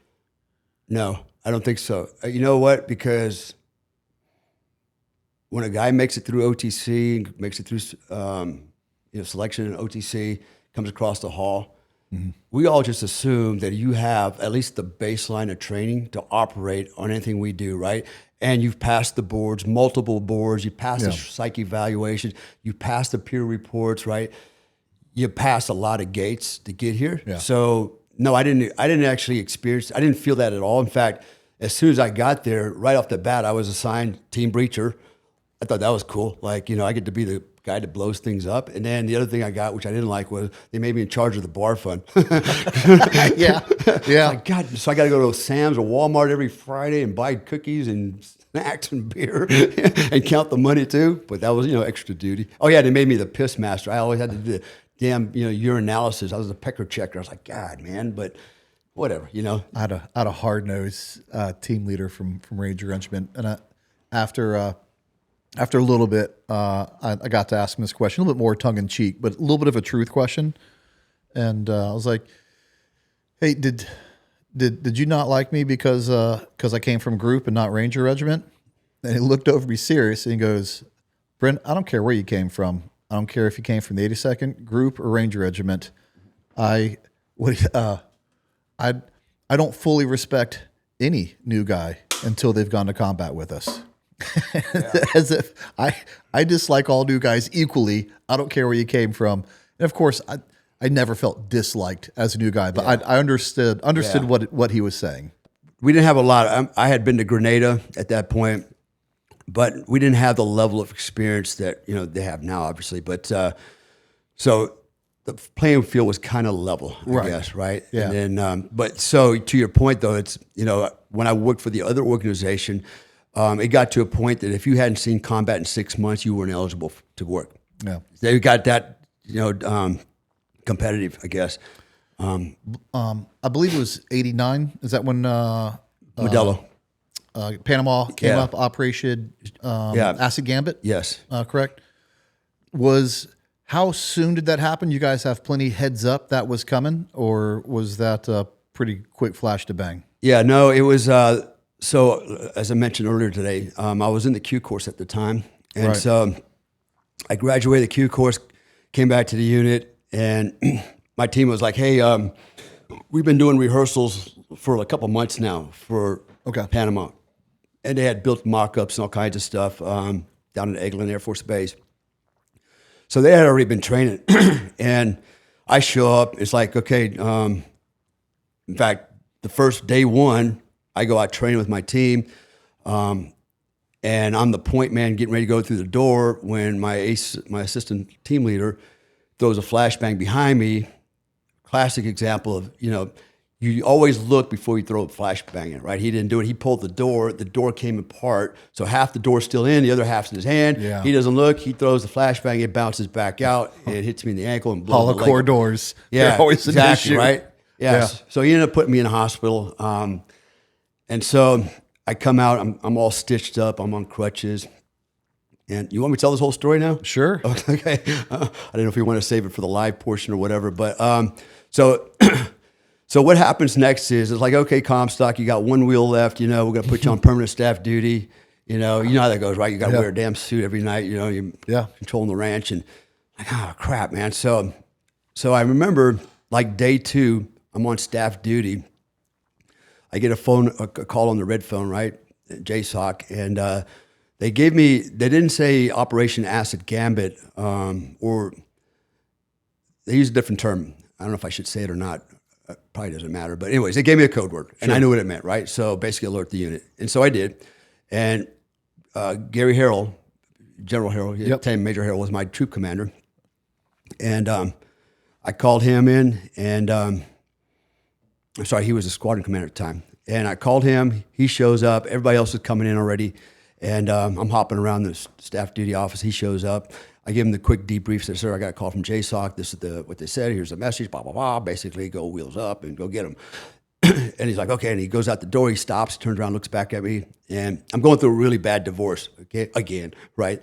This one's pretty bad. And so I got 2 little kids. Anyways, he looks at me. He goes, listen, Comstock. He goes, yeah, I know you only got 1 wheel and you're going through a divorce. You got a lot of crap going on, which seems like to be all the time.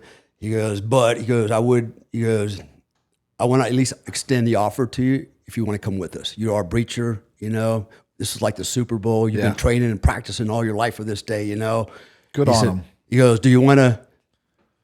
And I was like, hell yeah, right? there was no, well, let me think about that. No. Nothing would have been lonelier than watching the boys take off without you. I said, you know what? She could have the house. She could have everything. I don't care. I'll trade all that for this, man. Right. And so I go hopping down there and take my suit off, put on my flight suit. My legs are all wrapped up, load all the crap, in the vehicles, and then go down to stage, and we leave. And we get Howard Air Force Base on December 17th. Okay, H hours midnight on December 20th. And so we get there. Now, I haven't rehearsed for this thing. I don't know nothing about this target, right? The first time I actually see pictures of the target is in the hangar 3 at Howard Air Force Base.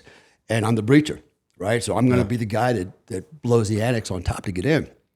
And so we're prepping like we all do, right? And then, so I'm thinking, okay, what's the door look like? It's a steel door according to the CIA. Looks like this. So I'm thinking, okay, this heavy-duty steel door, that's the only thing keeping us out on the annex.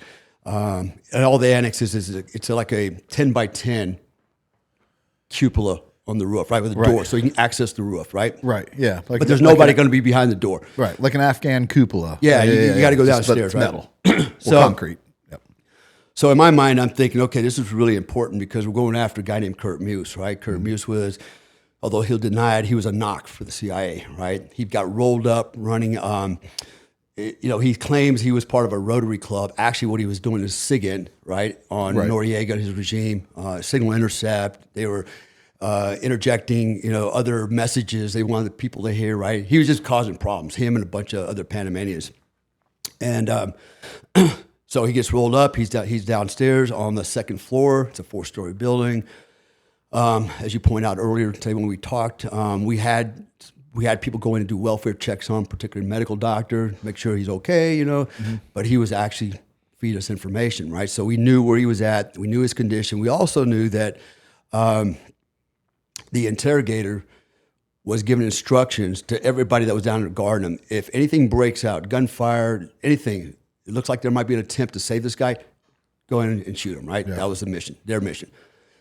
So we were aware of all of that. That'll put some urgency on the boys, huh?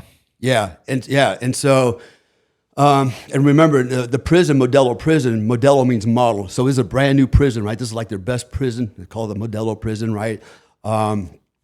It was right across from Noriega's headquarters, the Commandancia, like literally right across the street from him, right? And all the Panamanian Defense Forces from the Commandancia were housed in all the high-rise buildings and apartments around it, right? And so, so basically it was a hornet's nest is what it came down to. But the intent wasn't to go into the Commandancia, it was to go into the prison. But we were aware that the Commandancia was there. And so, so I get the intel on the door. I look at my, my breacher's book, flipping through the pages, going, okay, this kind of door, this big, this is what it's going to take. And as I started thinking about it, I was like, we got to get in there. And I'm the key man, literally. And if I screw this up, right? Yeah, I'll never live that down, right? So, yeah, and I want to clarify this story because I've heard other people tell the story and they got it wrong. Okay, I don't know why, but all right, I'm going to get it right because I'm the guy in the middle. So, so I'm looking at this thing going, okay, it calls for this much explosive. I don't want to get too technical, but let's just say it was going to be a rigid linear charge, right, on a stick it on there, right, that type of thing. And I thought, that'll blow that door, but I want to make sure I get in there. So I just started packing more explosives on there, right? We call it the P factor, P for plenty, right? Right. I'm like, nobody's going to get killed on the other side. I don't want to blow the cupola up with us standing around it, but I want to make damn sure we get in that door, right? Because I'm the guy. So let me put it this way. I put over 2 pounds of explosive on that damn door, right? That was a lot. Yeah. It was a nuclear weapon, right? That'll wake the team up. Yeah. And so, it was a lot, but I'm glad I did. And here's why. Because when I show up, all right, I'll talk about the show up here in a minute, right? Just bear that piece in mind, right? So I built the P factor fucking nuclear weapon, right? And so about 8 hours before H hour on December 20th, we got reports back from our snipers in and around the objective, right? Because they've been out there for days in the jungle watching, reporting back. And they were telling us that there was basically PDF forces were reinforcing the corners, sandbagging, 50 cal machine guns. They knew something was going on, right? Why are they doing that? And then all of a sudden, all the Panamanian locals started coming out there with their lawn chairs and their beer and their music, like they're waiting for the Mardi Gras parade or something, right? They have no idea what's going on, but something interesting is going to happen. So let's go out here on the street and hang out, right? I guess that was the mindset. Yeah. What we found out was, and I'm sure there was a lot of different OPSEC violations and leaks, but what I remember is, for sure, 2 guys compromised the operation. One of them was an Army MP, had friends on the Panamanian Canal, went down and said, hey, guys, don't hang around this area tonight. Something terrible is going to happen, right? And then there was another guy, a Marine. He got on the phone. He calls his mom and dad, mommy, daddy, something bad's going to happen tonight. I'll never see you again. I love you, right? That bullshit. Well, that all got intercepted. Yeah. Okay, I'm not going to say which country did that, but they intercepted it and they reported it all to Noriega. So there were at least 2 OPSEC violations. Wow. They compromised us, right?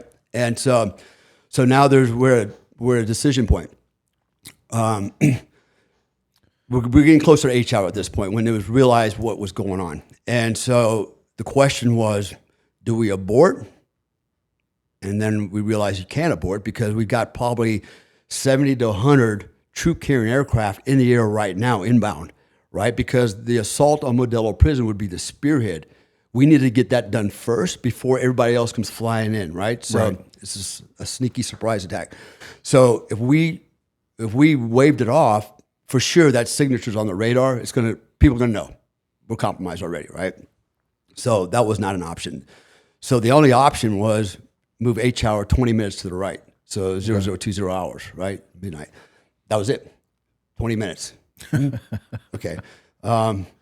So we load up. So here's the interesting thing about the helicopters. This is kind of a cool story. I don't know if you're aware of this or not. Probably not, because you probably had all the cool, good stuff when you got there. Back in the day when I was there, the Little Birds, I remember being briefed by some of the pilots, and the Little Birds that we were using at the time, the MHs and the AHs, were using, the engines were actually the same engines or motors they use for irrigation sprinkler systems, like agricultural ones, the big ones like you see in the field, those big ones. It uses that type of an engine. Didn't know that. He goes, yeah, that's what's holding this airplane up, this helicopter up, is that engine, sprinkler system, right? Holy shit. He goes, so it don't have a lot of power either. It's got enough, but not that much either. And so that was an issue going on to the objective, because we all weighed ourselves because we knew we were going in heavy. Breaching tools, thermal arcs, heavy weapons, because we're going to man the roofs. We're going to be in a big fight, right? And so what we had to do is every man had to weigh himself with all his gear on. Yep. Now, I weighed 164 pounds, and I had 70 pounds worth of crap on me, not including water. I had no water. We didn't carry water, right? 70 pounds. I was the lightest guy with 70 pounds. Like, what the hell, right? So when they aggregated all the weight, they looked at the ACL of the aircraft. It's like, okay, we're over the top of that. We too heavy to fly, right? And so the pilots and the crew chiefs started stripping all the avionics out. Like, what do we absolutely have to have and not have? Like, okay, you don't need a compass. You fly with your wrist compass. Take that out. Take this radio out. Take this crap out, right? We were moving stuff everywhere, making it as thin as we could, or as light as we could. In fact, 2 of our MHs going in, out of the 4 we had, the Little Birds that landed with the people pods on it, 2 of them only had 1 pilot. We had to dump a pilot because he was too fat. Well, I don't say too fat, but he's too heavy, right? Right, yeah. I'm joking. But so we had 2 helicopters with 1 pilot, 2 helicopters with 2 pilots, right? For the 4 ships that were going to land. All total, we had 15 aircraft in this sortie. We had 4 H-6s, I believe 4 H-6s, Cobras, I think 2 or 3 Black Hawks, C2, and Medevac. All came up to about 15 in this flight. And so what was going to happen, we're going to come in, we're going to fly up really low on the deck, and then we're going to land on the roof, the 4 helicopters, 2 by 2, because we could only land 2 at a time, and then deposit all the assaulters, and then everybody else would go off and stand in orbit somewhere, and the gunships were running on the target. So that was kind of the basic idea. So yeah, we stripped the helicopters down, went with the bare minimum, loaded the aircraft that night, and I got to tell you what an experience that was. So when we lifted off, it was a minute, I have to look at my notes, but I believe it was a minute and 34-second flight time from Howard Air Force Base. Wow. Across the Bridge of Americas, through Ancon Hill, and as soon as you come over Ancon Hill, the saddle, you're looking right at the prison and the commandancia, right? And what an experience that was, man. All blacked out. It's like the boogeyman's coming in, man, just flying in there, and just, oh man, like getting excited, man. Like, wait till we pop over this rise, right? And as soon as we did, we come over, and we're probably 50 feet off the deck, we were flying pretty low and as fast as we could with the weight. And as soon as we came over the deck, the snipers started firing. You've heard of Pat Hurley, right? Pat Hurley was just stacking these guys like firewood. And so, thanks for giving Recce some recognition. Yeah, those boys were out there in the woods for days. Yeah, and no one hears about them. Yeah, dude, they were out there. Yeah, dude, I was out there when he got hurt in Desert Storm too. Yeah, Pat was a great dude, man. Yeah. But all the snipers were out there. They were getting there, right? And as soon as we come over, gunfire starts, and it's just utter chaos, man. I mean, there were people scrambling everywhere on the deck, and there was gunfire. We were receiving, we were giving it, and their helicopter. We were probably flying maximum 40 knots, 45 knots, something like that, maybe. The reason why is because once we came across on the roof, we can just hit the brakes and set it down because of the weight. So what happened was the helicopters just come in pretty slow and then just sink it onto the roof because of the weight, right? Okay. And so as we're coming in, I remember just, I'm trying to target discriminate. We got people running everywhere, civilians, soldiers. And it's like, you're getting shot at, like, who's shooting me now, and which one do I shoot, and oh yeah, there's the target, and you're trying to focus on that. And there was a lot going on in that moment of time, right? And so I remember we came in, my helicopter was the first one because I'm the breacher, so I got to get off first, run around to the annex, start placing the charges, and then wait for everybody else to dismount and line up around this little annex. And it was my team and golf team, which has already been stated, right? So F and golf. So we had a total of about 10 guys, and we had Major Harrell, troop commander, was there also, right? And so everybody's stacking up. I'm placing the charge. Raging gunfight. We have a blackout at the same time. So, it's game on. We had two AC-130s flying around, in orbit around the comet, and they're just pounding it, man, with 40 millimeter and 103s, just hammering it, man. Just nothing but war going on around you. And we're taking fire, giving fire. We had guards in the guard towers. We're engaging them. They're engaging us, right? It was just chaos. And the other thing that we learned was, so the prisoners realized that we might be coming for Kurt Muse, so they actually got another 60 Panamanian Defense Force soldiers to reinforce them. So there was roughly 120 shooters, okay, and they actually barricaded themselves on the ground floor because they thought there was going to be a ground assault. They thought we're coming, crashing through the gates. So they were waiting for us on the ground. They didn't think that we might come in from the roof, right? Yeah. So surprise, surprise. So as we're hovering, I remember looking down, and I was looking kind of like at the street, and on this far side of the street was a cemetery, and it had about a 4-foot high wall, something like that. And it was, like I said, really intense.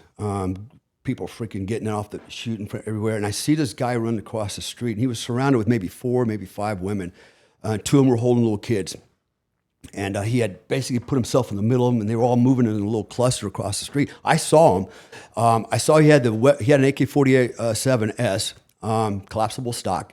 He had it down here. He wasn't aiming it, but he was carrying it in a high port air like this. And I still remember distinctly. He had a white Guayabera on, blue jeans, brown, some type of like brown boots, not tactical boots, but brown. Maybe his guy was about 4 foot, about 5'4", something like that. Very short guy, kind of dumpy dude, right? Black curly. I still remember very clearly, man. And so he's not really an immediate threat, even though his weapon's up. He's not actually leveling the weapon out. So he's moving over towards the entrance to the cemetery, and we're coming to set down. And I got my attentions kind of divided, and I'm thinking, man, this guy, I think he's going to go in there, and he's probably going to button hook and come over that wall and start engaging. That's just my spider senses were telling me. I didn't shoot at him because there's a pretty good chance if I had it through and through, all I could shoot was his head. If I would have had it through and through, I would have hit one of those women and kids for sure. Right. And he wasn't an immediate threat. So I was like, yeah, just wait, right? So sure enough, they go through the gate. All the women button hook to the left, and he button hooks to the right. And he comes up over the wall. This time he's got the weapon mounted in his shoulder, and he's ready to start getting it, right? And so I was already waiting for him. Yeah. And the cool thing was, when we're flying, I always carried a CAR-15 with an M203 grenade launcher. I had an 8.2000 at the time, some of the first gen. I had gun lights on there. I had all kinds of bells and whistles on this thing, man. It was heavy, man. But it was my favorite gun. I was good at it too. I was really good at sensing and just dropping rounds. And so my one of my teammates sitting next to me, he's just got a slick CAR-15. He goes, hey, man, I'm going to be in a support position on the roof. He goes, and you're going in. He goes, let me use your weapon. I said, yeah, it makes sense, right? So I give him my weapon, all my rounds and shit. And this is in flight now, boy. We're having this conversation, right? It's like a little late, but okay, let's work it out, right? You give him all my stuff. He takes all. And I had no problem with that neither, right? Because right? Because all the aiming, like aim points, for example, the ACOGs, they're all sighted to the line of bore, right? Not to the shooters, right? So Right. as long as you put the dot on it, you're going to hit it, right? So I had no problem with that. Some people that kind of, they don't understand that. So we switch weapons. Actually shoot the dude with his weapon, and he actually blows the dude up in the tower with my weapon. My first kill with the M203 was from him, right? I'm like, damn, that's no fair. Do you know what the loom was that night? Was it at least a low loom night? Or was the moon out? Do you remember by chance? I don't remember, but it was pretty dark because once the blackout happened, all you saw was flashes of light, right? There's a lot. And the other thing that happened too that, so I'm not sure if I'm got it right now. I think it was the 193rd Infantry. I think that's who was down there in Panama. Well, we're talking about December 20th. So most of those guys went back to the U.S. for Christmas vacation, right? So who was left? You know, all the cooks and clerks and you know, all the support personnel that didn't want to go home. Well, we needed them to drive the M113s, right, for blocking positions. Yeah. So guess who's driving the M113s? A man of 50 calibers. You know, Joe Snuffy, the S1 clerk, right? The personnel. They'll never forget that. No, so they're all manning the guns, and they were not. They had to wait until we cleared the crest, then they could break gates because they were kind of off in a little military compound, kind of hidden. And so they broke gates, and then the problem was because all these civilians had come out to watch the Mardi Gras parade, right? They had all the cars. They were basically blocking access, right, for the blocking positions. So these guys were like, we got to get in. They were like literally driving over people's cars and stuff, you know, and you can imagine what that probably ended up like. But they get in there, and they really didn't have really good discipline with the weapons, so they're just kind of shooting at everything that kind of flashes, even us, right? It's like, and you know what a 50 caliber looks like when it's a tracer and it's coming at you? It looks like a flaming basketball, man. I was like, what the hell? And so, all right, they're doing their part. Like I said, big gunfight. PDF shooting from all the high-rise buildings because they got their weapons with them, so they're like literally shooting out of their bedroom at us, right? And it's a 360-degree range, two-way range. We land. I get off. I run up to the door, and to my surprise, it's not just a steel door like the CIA said. It's a steel door, and 6 inches in front of it is a jail door, hardened jail door, right? With bars. With bars, right? Yeah. And I go, ooh, that's a problem. Okay, and so I'm going to tell you right now, I'm the only guy that was at the door. There's other guys, oh, was there? But no, you were. I was the only guy at that door. All right, and just get that clear for the record. I was the breacher. And so I'm looking at this thing, I'm like, shit, thank God for the P factor because I'm going to need a lot of ass to knock both these doors down, right? Yeah. And so I stick the charge on there, get it prepped, right? And it's loud. It's, you know, gunfire and flashes and explosion. I mean, you really lost a lot of your senses. You can't hear shit. You know, I'm listening to the radio. You know, I can hear the little birds landing. Did all of them land yet? Or are we ready? I'm listening for the commander, for the countdown. You know, I'm trying to take in a lot of information, and then I'm trying to watch the door because there might be a bad guy getting ready to open it and shoot me in the face, right? Right. Because I'm already taking rounds from the tower over here, over the wall, right? So there's things going over my head. And so I get the charge on there, and Did you put the charge behind the No, bars onto the actual door, or did you slap it right there on the bars? I put it on the bars. Yeah, right? you're right. Yeah. I needed to push that front door through the back door, right? Yeah. Now, good thing is, although we didn't have a lot of charge to surface contact, Yeah. I had put enough explosives on this thing that it was not going to matter, right? Right. And it did work, by the way. So I get it all hooked up. I've got my fuse igniter on there, dual primed, and I had an 8-second fuse system on it. 8 seconds. Think about that for 8 seconds, right? And so, and I'm wearing the flight gloves, and I pull the cotter pins out, the safeties, right? So back in the day, you know, we would actually tape them together, right? So you can pull two out at the same time. I actually learned to take it a step further because of what happened that night. After that, I started tying them together in a knot and then taping them and not using electrical tape, duct tape. Here's why.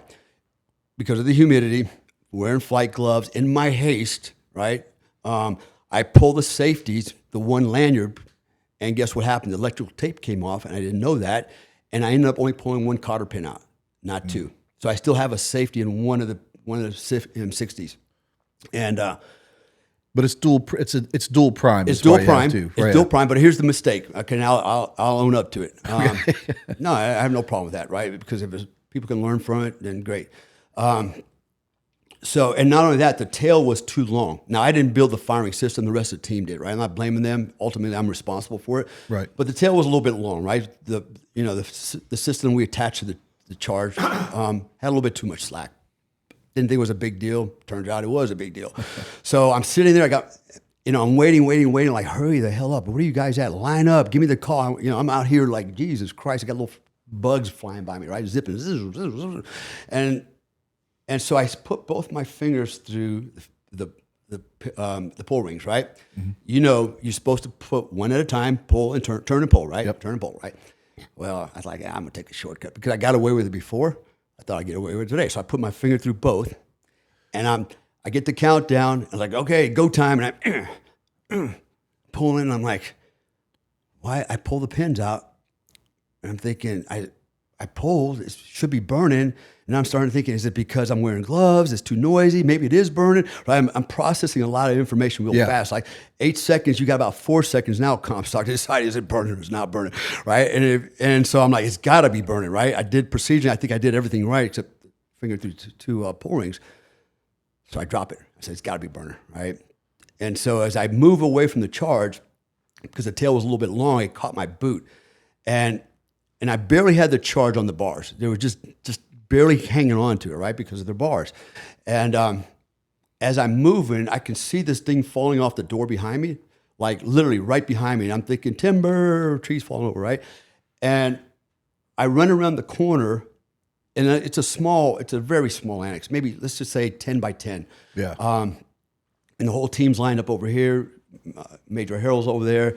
He sees the charge fall. I turn around, I see it fall. And it's almost laying directly in front of the whole assault team on the ground. If it would have went off, it might have stunned everybody. I doubt anybody would have probably gotten seriously hurt, maybe some would. But I'm still in my head counting 1,000, 2,000, 3,000. I'm looking at it, and I remember Major Harold yelling at my team leader, Steve Dawson. He's like, fix it, Steve, fix it, on the radio, right? And I still remember thinking, what is Steve going to do about this? It's my charge. You tell Steve fix it, right? Like, I'll go take care of this, right? Yeah. So after I got my countdown at 4,005, I said, yeah, it's not going to go. I run back out there. I don't need any prompting or anything like that. I grab it again. I stick it back on the door. And I'm like, all right, Comstock, buy the number, do it again. And so I grab one of the pull rings this time, one at a time, and it's just not going. I don't know what's going on here. I grab the second one, I pull it, and you know how it feels, right? Yeah, that's burning, right? Nice clean pop. Yeah, that one's burning. Okay. And so again, in my haste, I was so excited that it's burning. Instead of me running around the safe side and jumping the stack, I exposed myself to the gunfire, right? I said, I don't care if I get shot at this point. Just make that charge go off, please. That's right. If the charge goes off, I've done my job. Yeah, that's all I care about. Just let it go, boom, right? And so I run around the backside and jump to the back of the stack. And the charge went off, and I got pictures of it. It was such a clean breach, man. It took both doors out of the frame, launched them to the far side of the annex on the far wall. They slid down perfectly out of the way so we could run downstairs, like perfectly lined up, right? Yeah, that's a great point. So people understand, when you're breaching into a stairwell like that, even if it's a successful breach, if it tacos or goes down and wedges itself in the stairs, which can happen, and I've seen it happen. Yeah. No one did anything wrong. That's just the game you're playing. And now you've breached the door, but you've created another obstacle. So just you hold your breath, hoping that it landed in a place that you can easily get down there and keep on moving. And that's exactly what happened. It was perfect, man. So I was redeemed, I guess, because of that. But so, the point there, right? So I remember many years later, when I was working for the other government agency, I'm actually teaching breaching to some guys, and they're like, hey, we heard that, there was a Discovery Channel, whatever what it was, right? So I didn't know, but my team had gone on Discovery or somewhere, and they told the story about Modelo, but they came up with a goofy excuse for it, right? It's like, no, that's not what happened. I'll remind you, I'm the breacher. I was there, but whatever. So and I told him what happened. I said, listen, this is what happened. I told him the same story. And I said, as a consequence, I started tying the lanyards together on the cotter pins and taping with duct tape, just so that when I pull those safeties one time, they both come out. And I reminded them, do one loop at a time. Even though it's an 8-second system, you ain't got a lot of time. You're just going to have the discipline to do that. I actually recovered those M60s. 10 days later, we went back and did a tour, which was funny, right? It's like, hey, we're going to go back and check it out now, right? Yeah. We're taking. I found them. And sure enough, one of them had a cotter pin still stuck in it. No way. Yeah, I sure did. I was like, wow, there it is. I still didn't know what happened until I found that. Then I put it all together. But so we go in, and my team's first. We go to the third floor, and we start clearing it. And then the other team goes past us. They go down to the second floor where Kurt Muse is. We didn't get really a lot of resistance because everybody was down on the first floor thinking we're going to do it. It's going to be a ground assault. But we did have guys on the second floor that were armed and immediately just dropped their weapons and went to the prone. They're like, I don't want none of this, right? And so nothing happened to them. We secured them with flex cuffs and said, don't move and you'll be okay. But the interrogator, when his door was breached to his room, he also had Kurt's his cell was within that room. As soon as they breached that door, this guy grabs his handgun. He runs into a shower stall. It's not a big one. It's like just a small closet shower, right? Right. And he runs into it, and he posts up in the shower like this with the weapon out. And James, James is passed. He died a long time ago. Good man. But James saw him going in there, and right on his heels, follows him into the bathroom, doesn't even hesitate. Guy standing like this, and James shoots him 4 times in the chest and kills him. Guy never gets a shot off, right? And so I use that example when we talk about, the tenets of combat, speed, violence of action, right? Surprise, all those things. All those things were properly applied. The other problem was there's a thing called stress shock phenomena where the other guy didn't make up his mind what he's going to do. He didn't have the experience. He didn't have a plan. And that's why he hesitated. It cost him his life, right? Right. And so James put him to bed, and then again, Pat Savage, he's the one that breached Muse's jail cell, and he told Muse, he goes, "Hey, do you remember what he breached it with? I think you already said during the loadout what you guys had. Yeah, there. I think he had like a small, maybe a quarter-pound of C4. I think some kind of padlock charge or something. Okay, it wasn't nothing massive, but he did tell Muse, "Hey, take this, lay on the floor, take this mattress, and cover yourself up right in the corner over there," and that's what he did. They breached it. They had Kevlar for him, helmet, suited him up. And then at this point, it's a raging gunfight going on all around there. And I remember we were stacked up in the stairs on the third floor. We had Kurt at the top. He's going to be the first one that's going to be on the first helo coming out. And so I'm laying there like on the flooring. It was kind of like it's hard to explain, but it was like a balcony kind of cage door. And so I'm like, well, while I'm waiting here for my ride, I just go here and start shooting fish in the barrel, right? So I'm laying there, I'm shooting freaking towers and dudes and stuff, and back and forth, and I'm getting it. It's a lot of noise, and I hear the helicopters coming, and I hear them leaving, and I'm like, there's only supposed to be 4, and I'm thinking, when are we going to go? And I thought for sure somebody would say, let's go, Comstock. So I kind of reached back with my left hand to feel one of my other teammates, and I'm not feeling nothing, right? Because you can't see, it was so dark and noisy. And I started sweeping my foot because I'm in a prone position, hoping that maybe I kick somebody in the ankle. And I realized there's nobody here but me.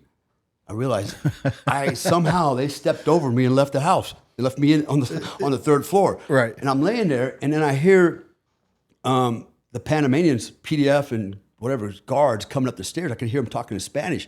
And I could hear them crunching like glass and whatever it was, right? I could hear them coming up. They were coming to the roof. Yeah. And I'm thinking, shit, I'm in here alone. And I'm thinking, I did hear helicopters leave. Hope I didn't miss my ride. I'm on the 4-story building, and there's no way out of here, right? And I run up them stairs, and man, I run out the door, and there's 2 helicopters. And oh, thank God, right? And I run over to mine, and I was on the 3rd lift, and somebody was sitting on my, on the people pod on my seat. And I remember, hey, and we're like, hey, that's my seat, and we're, it's like, what, he realized he was on the wrong helicopter. He looks back, goes, "Oh, I'm supposed to be on that one." I'm like, "Yeah, get the hell out of here!" Right? He runs over to his heli, and I jump on mine and buckle up, and we fly away. But what happened was with the first helicopter, when it left. So remember, I said about exceeding the ACL aircraft load, right? The weights. What was the helicopters had to do? They couldn't just lift up and then fly away like you normally see. They had to kind of get off the ground just a little bit and kind of get a running start, Right, to pick up some lift so they can take off, right? Well, helicopter number one had an extra body on board now, right? Kurt Muse, plus the 4 assaulters and all their kit. So he needed a little bit more lift. And so what he did was got it up in the air a little bit on the roof and then dove off the roof in the front of the building. As he dove off to get some speed, he got lit up from the ground floor. They just hammered him, right? And he did a right turn, hit some power lines, made a left turn, and then crashed into the street sideways, engine still running. Now, 2 guys on the starboard side were shot. One guy had it through the femur, and the other guy got shot in the chest. And then when the helicopter crashed, James, again, the guy that shot the interrogator, I don't want to use his last name just out of respect for his family, but he was, how we always tied in, right? So, yeah, well, when the helicopter hit, it bounced, and when it bounced, he came off the seat and swung underneath the skid, and the skid came back down on his foot and chopped his toes off, right? So he's laying there, he's pretty bad shape. The other 2 guys are shot up. They're laying on the other side of the helicopters. And then my assistant team leader, Tom, he gets out of the helicopter. Kurt Muse, he hits the ground. He's a little stunned as well. Kurt Muse, he comes out. He's got armor on, and he looks around, and all the guys who just rescued him are down and out, right? Yeah. As far as he can tell. And so he reaches down and grabs my assistant team leader's 1911 out of his holster. He's gonna do it alone, right? I'm gonna fight, right? Well, and when he grabs it, he goes to stand up. My assistant team leader wakes up and sees what's starting to happen. He feels his guns coming out. And because the helicopter was sitting on its side and the rotors were still spinning, the engine was still on, right? So it's still spinning at full speed. Kurt started to walk into the rotor blade, and Tom just jumped up and grabbed him and pulled him down. And when he did, he took the rotor strike to his own head and literally chopped his Protec, just cleaned it, shaved it right off like a knife. Ching, right? Gave him a head injury, knocked him out.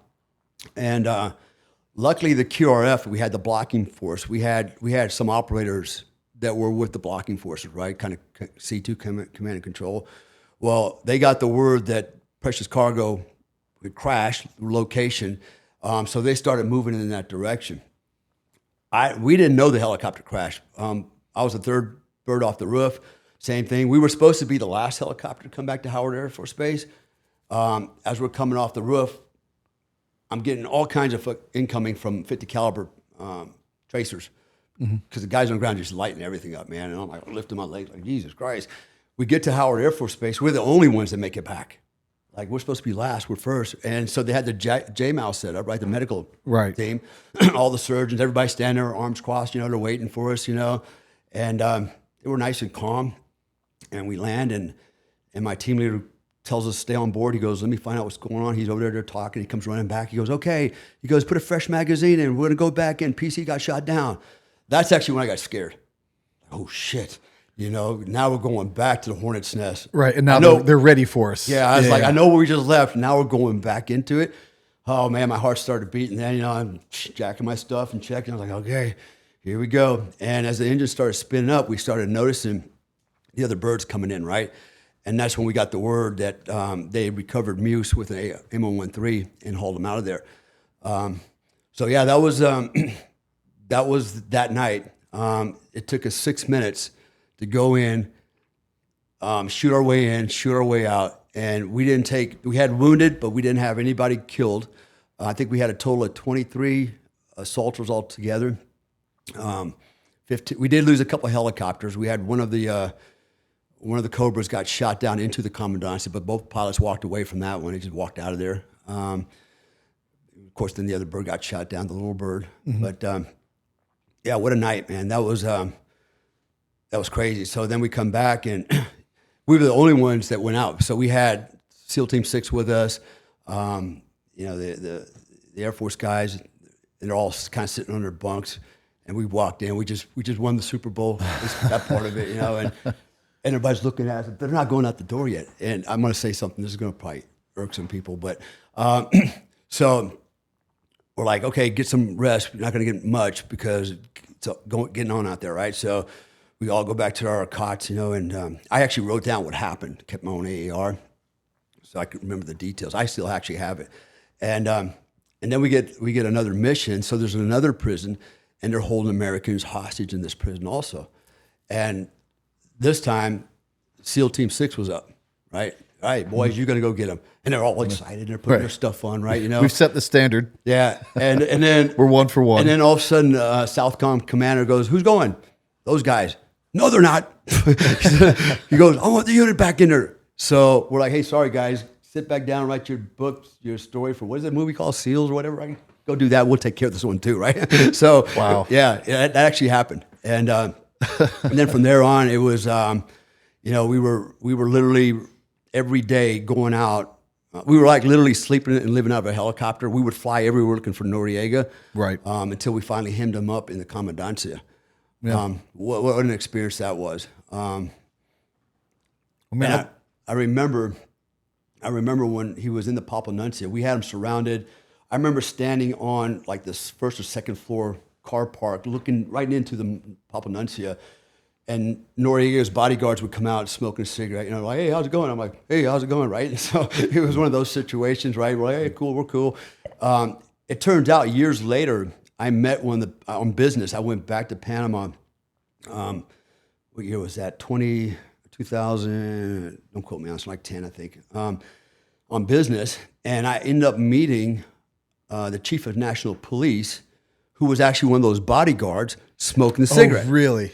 And me and him are actually having lunch together, ha-ha and ho-hoing about the whole time. It's like, yeah, you know, because I remembered him. He didn't really remember me, but we remember the incident, right? Right. And I remember at one point we were going to go into, we thought we had Noriega in a bungalow somewhere out in the middle of the jungle, right? So we come flying in hard and fast and low, and we dismount. We're running to the building. Well, he told me later on that day that he goes, I was in there. He goes, I had the entire house rigged with explosives, and I was going to blow it on you guys as you ran through the doors, right? But he lost his nerve. He just ran out the back and didn't pull a fuse igniter, right? But we actually recovered a lot of money, right? But Noriega wasn't there. But I'm laughing. I'm like, wow, man, so you were that guy. And turns out he's the chief of national police. And then one of Noriega's interpreters, I'm very good friends with him today. And he's actually not even Panamanian. He's Lebanese. But he lives in Panama, speaks fluent Spanish. He's a lawyer and really good guy, you know. And it's kind of interesting to go back after all those years and sit down with the opposition, you know. Noriega ended up holding up there because he was looking for either some sort of immunity while he was working out the details of that. And I believe you guys were playing rock music to keep him awake the whole time. Is that true? Yeah, it actually was true. We had him surrounded. It's like right downtown Panama, right? So he had all these high rises. We were in the high rises, you know, looking down.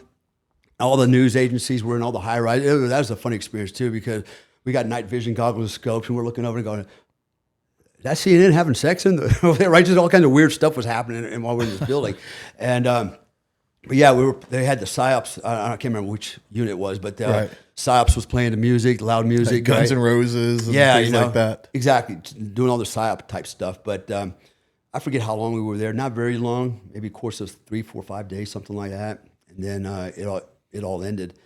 But yeah, it was crazy, man. The whole thing was just a crazy experience. But, well, I love the honest approach, which of course you can say, well, I mean, why wouldn't I give an honest approach to it? Well,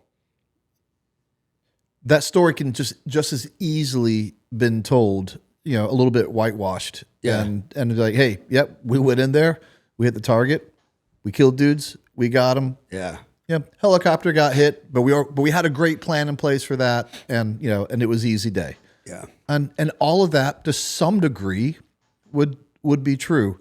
But me and you both know nothing ever goes according to plan. No. And you guys, rarely, I shouldn't say, it seems like the Maduro raid went to plan, but you know what? If I talk to those guys, something tells me something funny happened on that raid. Sure did. Yeah. Too, because nothing ever truly goes to plan. But it's, that's why we're the best. Yeah. You know, we can execute at a high level. We can plan at a high level for contingencies, and other people can do that. But at the rate, are you kidding me? I got to get a recording sign out there.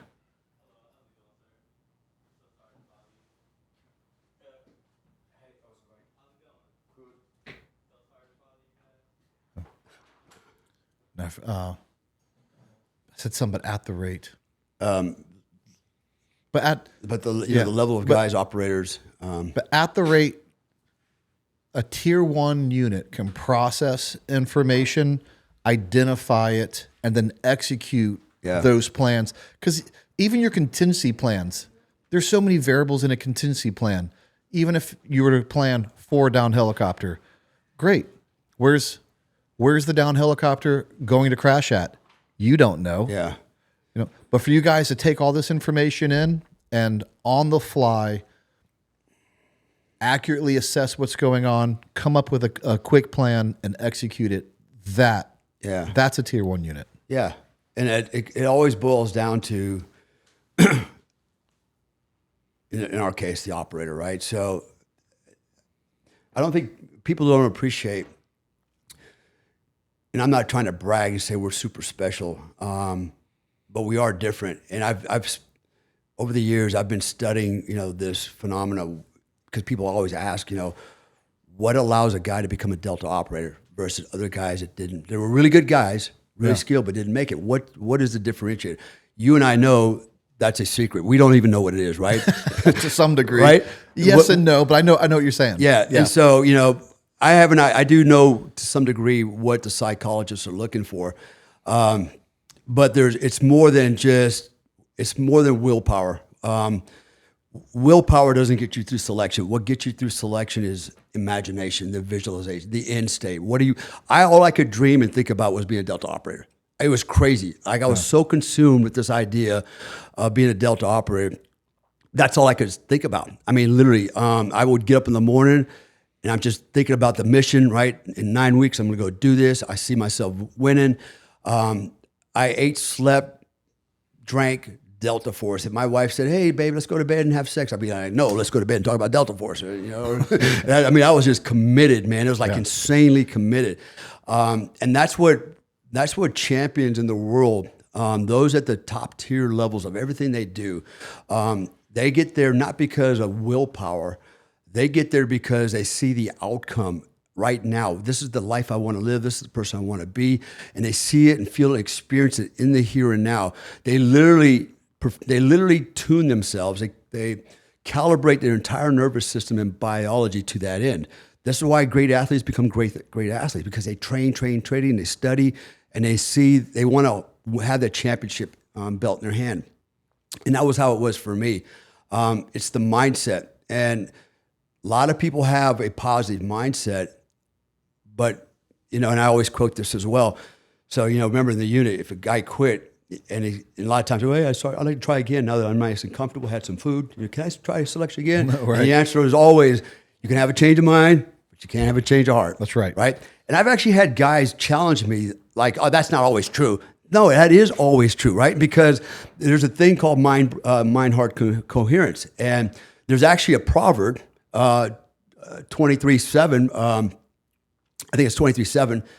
I'm trying to remember which one it was. But anyways, it says, what's in a man's heart, so he think it, right? So, and this is why in the unit, I think, they always said, you can have a change of mind, but you can't have a change of heart, because we know that heart is not just, heart like, willpower. Heart is actually more than that. And so that's what most guys lack. They lack that determination, that sustained determination, right? To go at the extra mile, no matter how bad it hurts. It's not just mindset, willpower, because willpower wanes. There's, a guy named Emil Kuh in the mid-1700s. He coined the phrase, Kuh's Law. And Kuh's Law states that when imagination and willpower are in conflict, imagination always wins. What that means is, like, for example, and I've had examples of this, like you're a bad chain smoker, right? And everybody's like, hey, you need to stop smoking. You need to stop smoking. Yeah, you're right. I'm like, okay, I'm going to stop smoking, right? They never stop smoking. They try and they struggle, and then one day they're back to smoking a pack of cigarettes. Like, what happened? I'll get to it next week, right? But the person that goes, I can imagine never smoking again, smelling like an ashtray, tasting like an ashtray. I can imagine a healthy life without cigarettes. Those are the ones that quit. And the example I'm thinking of right now is my mother, my father. My dad was a chain smoker. He could not stop until he had 2 heart attacks. My mom's like, you know what? I don't like the smell anymore. I'm done. And that was it just because she saw the end state, right? And that's anything you do in life. And selection was no different. Did every operator that goes through selection know that? No. But they did know, they did have a dream. They did have a vision. I'm sure you did. You're like, you didn't go there to waste your time. You had a mission of being a Delta operator, right? Absolutely. And so that you saw the end state. Right. I always did. I saw myself, even though I couldn't really grow a big bushy mustache at the time. I saw the bushy mustache. I saw the pager. I saw the long hair. I saw the cool guy Jason Bourne stuff. Yeah. And I wanted that. Yeah. And that's what got me over the finish line. Not because I'm special, not because I'm bigger, better, badder, stronger. It's because I had the vision of where I wanted to go. Yeah, I obviously we're cut from the same cloth. We did the same job. So there's going to be a lot of similarities between us, and there will be a lot of similarities from OTC 1 to whatever number they're on now. I had a burn the ship mentality. Some people ask me, what were you going to do if you didn't make Delta Force? I said, I don't know. That wasn't a possibility to me. There was no why spend a second thinking about another option when every second, every piece of energy can only go to making this. And I almost hate to give this information out, not this information, this advice out to young men, because there's so many variables, and you can have that mentality and still not make it. And you probably should have had a backup plan. Yeah. But if you have a backup plan, you kind of have no business being there because you're not fully committed, because it's kind of a danged if you do, danged if you don't. But I only know from my experience and other men like me, and that is what you have to have. I got a great story. And the chips fall where the chips fall. Yeah. I want to expand on what I just said, because you just made a really good point. So remember I said I had 9 weeks to prep, and I'm training like a madman every day, best shape of my life. Yeah. 2 weeks prior to departure selection, guess what happens?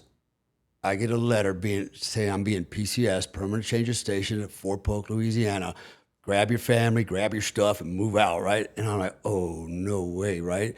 2 weeks out, and they want me to, clear post, all the things you got to do. I had a little house, right? Yeah. I got up in my family. That's a lot of stuff. And I was like, there's no way I'm going to be able to train and do all this stuff. Right. And so I thought about it. I was like, you know what? If I miss movement to Fort Polk, I'm going to Charlie's Chicken Farm. I'm going to spend some time in the pen and be demoted to something, if not booted out. And I thought, it's going to be bad for my family and all the way around. And I thought about it, and I was like, how bad you want it? Yeah.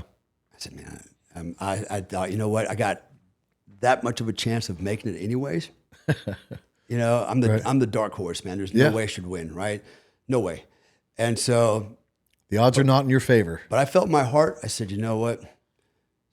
Go for it. And so I just threw caution to the wind, and I said, I'm just going to go for broke. And how it plays out. Yeah. So I didn't do anything to prepare to move. Or the consequences go with it. I love that. Nothing, man. Zero prep for failure. Right? Burn the ships. Yeah, exactly. That's exactly what I did. Ships. That's exactly what I did. So and you were right when you said if I had a plan B, I might not be as motivated to execute plan A. Right. But now, like I am, I'm like, you have only one plan, and it's you either win or it's going to be really bad. And so being bad was not the option. Winning was it. That was all it was. And the fuel I had, I don't think I've ever talked about this, but you dig and you find any fuel, any motivation. You You walk that many miles in that many days, you will accumulate injuries, you will accumulate pain. Yeah. Your muscles just don't want to move anymore. And, the self-pride, whatever fuel you put up there first will run out. Yeah. Then you got to start looking for more. Yeah. I walked out of pride. Sure, I'm a prideful person. I thought I belonged here, and that fuel ran out eventually. And then I walked out of hate.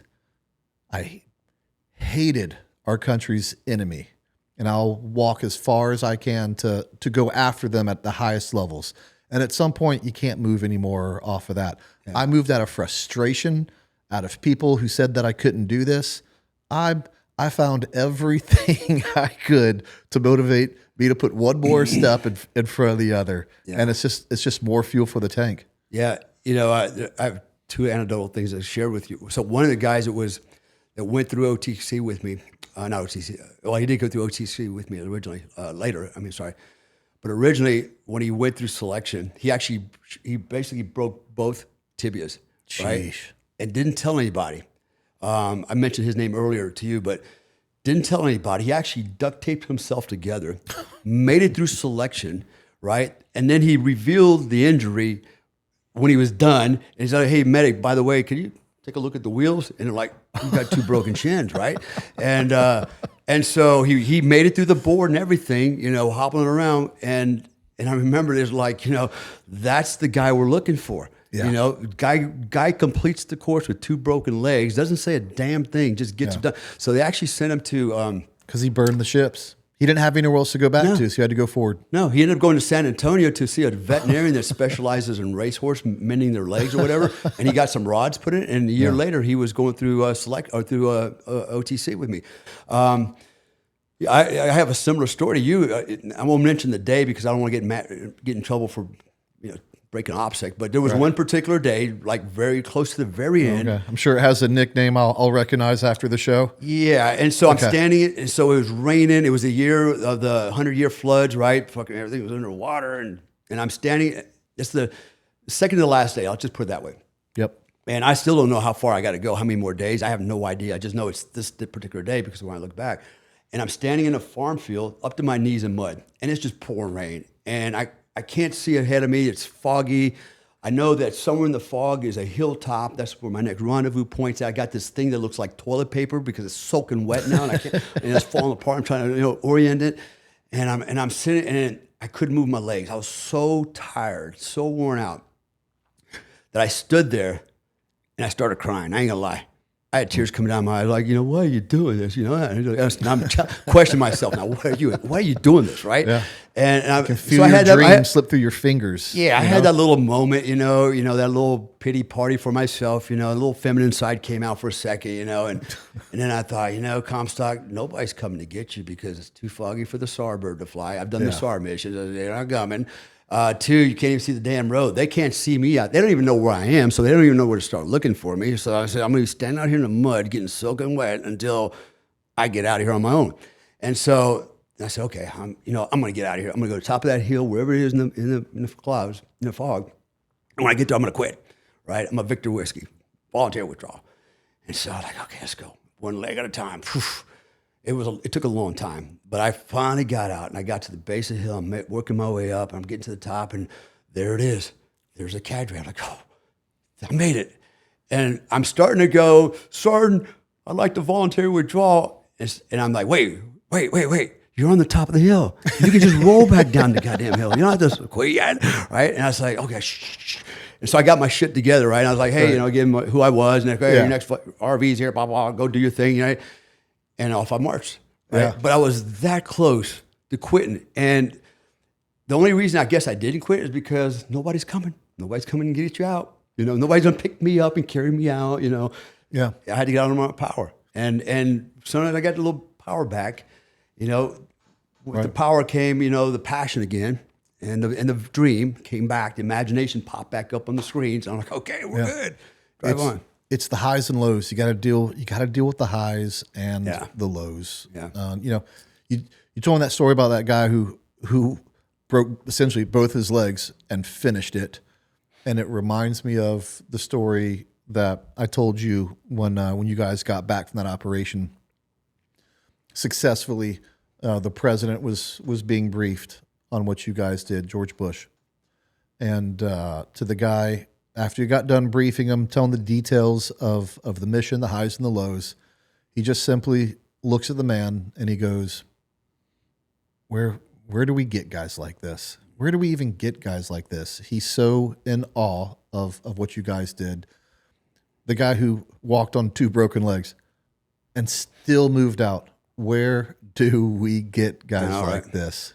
Well, we get it from the greatest country in the world, the United States of America. That's right. That's where we get it. And even though the pool is getting a little more shallow, the Maduro raid just proved those men are still out there. Yeah. And those men, I do believe, those men will they will always exist. There will always be a percentage of the population of men like me and you who are still raising kids and will hold that line. I just hope it's enough to weather this storm. But that's where they make men like this, right here. Yeah, I hope you're right, man. There will always be men like that, not many, but there will be. Right. And culture has a lot to do with it, and we've arrived at a culture that has just, they would call you and me toxic masculinity, right? But we're not toxic. We embody what men are supposed to be. We are the consummate warriors. Don't mean we're better than anybody. It's just that we think differently. And we're inspired and motivated by patriotism, by honor, by integrity, by the love for our family, our fellow Americans, our country. Those are the things that drive us. That's how I was raised, just by being in the military culture with my family growing up. That was just embedded in my own family culture. I'm sure it's the same with you. And we have to be careful that we don't allow that to be eroded by other forces, even from within. Because once we lose, the warriors that we need, we're done. And that's why I started out when I said, not every man can be a soldier, but every man should be a warrior. Right. And that's why the Japanese, remember they said, I'm not going in there because behind every blade of grass is a dude with a gun. That's right. Right? They feared us. Right. Now they're laughing at us, Yeah. Well, where do we go, right? Just to dovetail on what you said, there's, they call us toxic masculinity, and you're right. I'd push back. There's actually nothing toxic about us, and we're the ones who are willing to protect the innocent. Yeah. We're the ones who are willing to stand up, raise our hands, and protect the weak. They don't always like us because we're also willing to make a hard decision that doesn't make everybody happy, but we know for the good of everyone and for this country, those are the type of decisions that have to be made. You can't make decisions to make everyone happy. That's right. But you have to be man enough to say, but I'm willing to make the hard decision to say this is what right is. And I'm sorry if you don't want to hear it, but this is what it takes to maintain the greatest nation in the world. And part of that, you talk about culture. You wrote 2 books. I do. I love it when people write books. I know some people laugh at that because of some of the veteran books I've called out, but I don't do that because I don't want people to write books. I love it when veterans write books the right way, because those are the books young men need to read to find out the truth, who you are, what made you, to learn from your insights and your lessons learned. So I love that you wrote books. Tell me about your books real quick. Yeah. So the first one, American Badass, I actually wrote that in 2011. And here's the thing, right? Do I think I'm a badass? No, actually not. Here's what happened. So I was on the set called Stars and Stripes with Chris Kyle, Terry Crews, right? Yep. All right. So I never met Chris Kyle before. I didn't even know he wrote the book, American Sniper. We're sitting on the set. And at this point, I've already been basically embraced by a production company out of Dallas, conservative guys. They wanted me to be the poster boy for this production company. And so I'm on the set with Chris, and we're talking. I see his book. I go, man, I didn't know you wrote a book. He goes, yeah, I wrote I kind of wrote it, had a ghostwriter, but I said, that's pretty cool, man. He goes, but I want to read your book, grow up and be like you, right? Because he was a lot younger than me at the time. And, and I'm like, I don't have a book, right?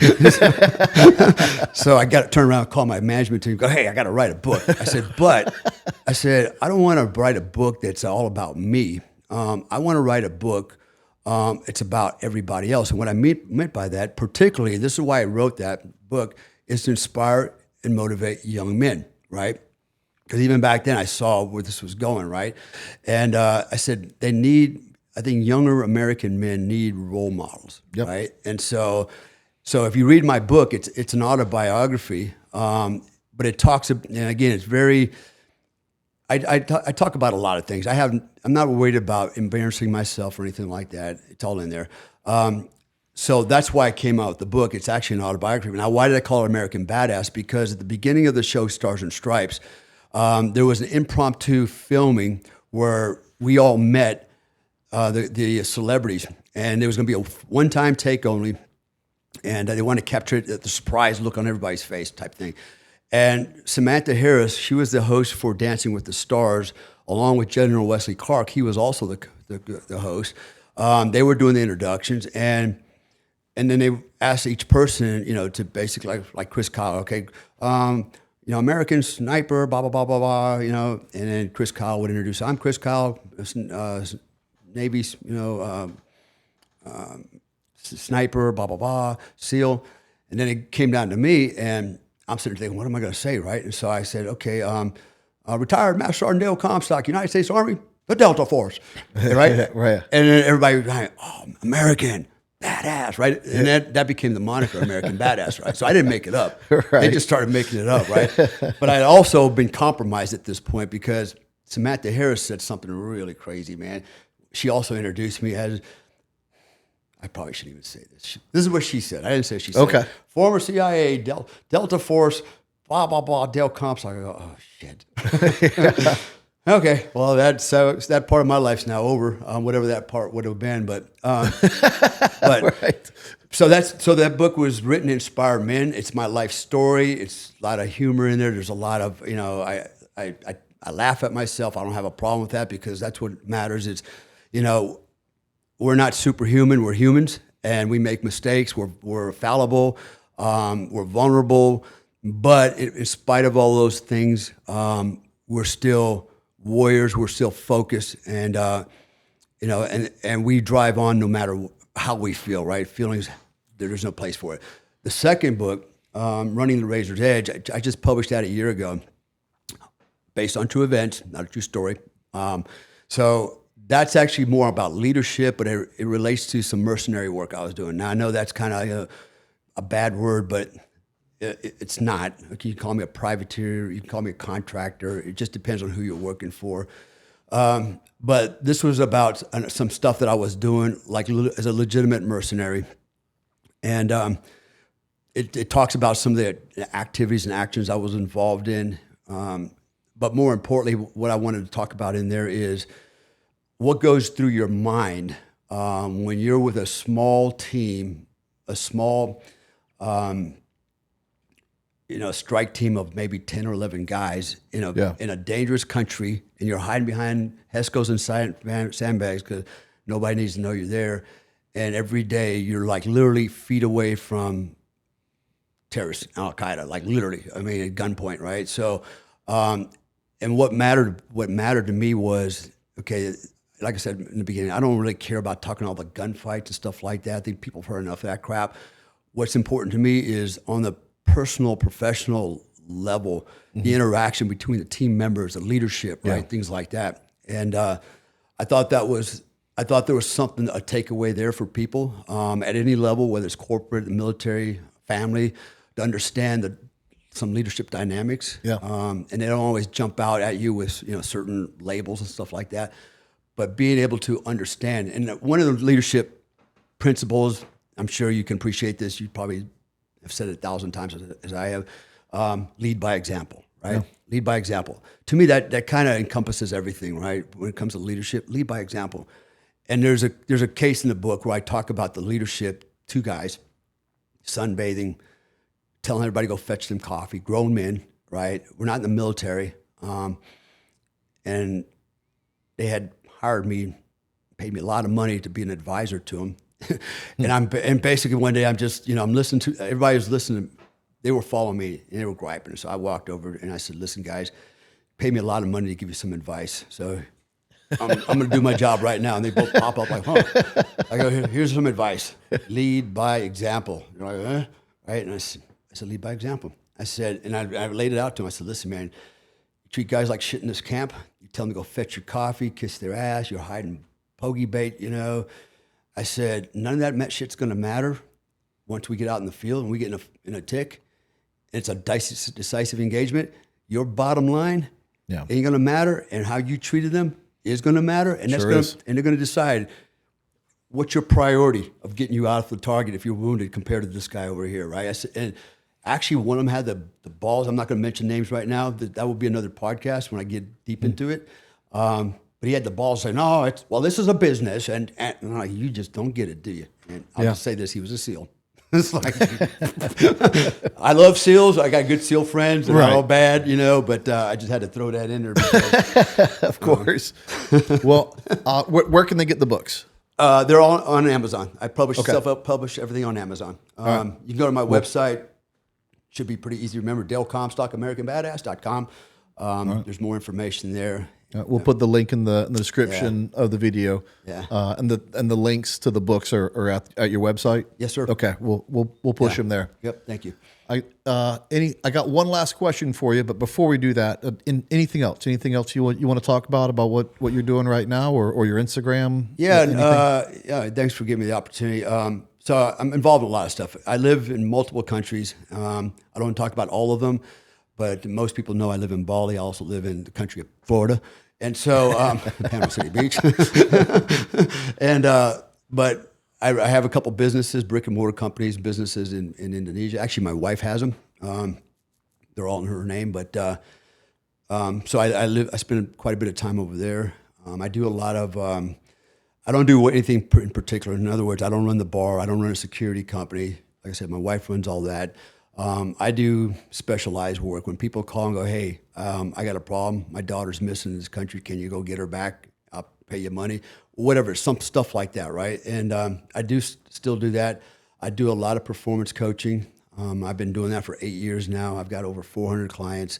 In fact, here's one of them right there. Love it. And what I try to do is teach people how to think and not what to think, right? So that's what I focus on. And I go into a lot of areas, but most important part is I teach autogenic conditioning, self-hypnosis, neuro-linguistic programming. I teach people how to program the subconscious for performance. The thing that gets you through selection, that's the process. So those are the main things I do. I'm also involved in stem cell therapy. I work with a group providing stem cells, TRT. I know you mentioned that as well. Yep.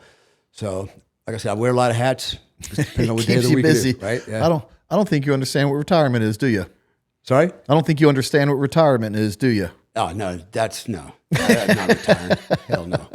No, I'm 63 years old. I'm just getting started. Man. I love it. Yeah, I love it. If you keep moving, you can keep death at waiting for a little longer. Yeah. Well, if right now, one of the cool things about AI, it's just a tool. But between AI, the advancement of AI and medicine, the prediction is now that it's very possible, especially if you're still alive in the next 4 to 5 years, that you can live to be 150 years old. Wow. And that's because now we're actually able to, we're starting to understand how to increase telomeres. We're also, even cloning body parts. So it's very likely that that's going to happen. And some people have gone so far to say you could potentially live forever. Just go back into the hospital and go, hey, I need to replace the old ticker. Can I put a new one in? Faster one, maybe? And you go get replacement parts. Is that feasible? Absolutely, I think it is. But I think for sure what's going to happen is circa 2050, 2060, Microsoft's already doing this, but being able to download and upload your consciousness into, like, for example, DNA, right? We already know that your DNA holds the entire lineage of your family So first person is already stored in there. Microsoft is already working with it. Now we're also talking about transhumanism, implanting chips, which I don't agree with. But imagine this: if you could upload your mind into a hard drive, okay. And now with robotics becoming the way they are, they're almost like androids. They're like superhuman-like. Yeah. Imagine now you're programmed into an android, a robot, and you're living within a robot. Now, I know what everybody's going to say. I don't want to be a robot because I want to feel the human touch. But you know what? The only thing that feels pain and pleasure and all those types of things is the mind, the brain. The body doesn't feel it. So you could potentially program the robot to have the same sensations, feelings as the human body, because everything's energy, frequency, vibration. I say that all the time. Yeah. Right? If for anyone who says like that might be crazy, this is my challenge to them. Look what we've done in the last 50 years. Yeah. If you go back 50 years and you tell everyone what we're doing right now, they'd look at you like you were crazy. Like we can't get there. There's no way. Like it would blow their minds. You know what? Here's a great story that happened this morning. My friends were with me. We stopped at a gas station on the way here. There was about 6 or 8 very elderly people at McDonald's. We did go to McDonald's and 4-H. We were desperate. All right. So we're ordering. They're up there ordering, and they're looking pretty old, right? And the oldest guy walks away, stops in front of my friends, extends his hands out, and he makes a comment about something. And so we started a discussion with the guy. This is the crazy part. The guy was 103 years old. He's about to be 104. He's a World War II veteran, fought at Normandy and at the Battle of the Bulge, American. And his brother-in-law, because he married the other guy's sister, was 95, was also over there, right? And it's like, this is amazing. They're all like in their 90s and 100s, Yeah. right? And they're talking about World War II, right? And being there and participating in it. I thought, wow. And as my friends comment, it's like, man, that's just, that is a great opportunity. We're fortunate that we get to speak to this man because there's not many of them left. And I asked him earlier, I said, you were born roughly, what, 1930? He goes, yeah, 1931, right? I go, you've seen a lot between then and now. He goes, yep. He goes, I remember when the first biplane flew over my house, everybody ran out like it was a space shuttle, like, oh my God, And he goes, now, spacecraft and all this stuff's going on. And I said, let me ask you something. I said, what phase of your life did you like the most? And he goes, the early days. He goes, he was a farmer. He goes, if I had a problem with my farm, all my neighbors would come over and help me. If I was sick and couldn't farm, my farmer friends would come over and farm for me, right? Yeah. He goes, people were actually there helping each other. They were Americans, right? And doing those things. And I thought, man, what a great way to start the day with what he just said. Yeah. It was just really awe-inspiring. Man. I'm like, wow. And he's 104, and he's actually very lucid. They all were very lucid, Tell me you got his contact information. No, we did not. I wish we did. We probably should have, but we didn't want to bother the guy. But the whole family was really nice. Yeah. They were all old. They were all in their 90s. Yeah. That's crazy. And I'm like, wow, and I told them guys, here's the irony. I keep looking over at my friends here because they're visiting. One of them's Irish, and the other one's German. They both live in Germany. They're friends of mine.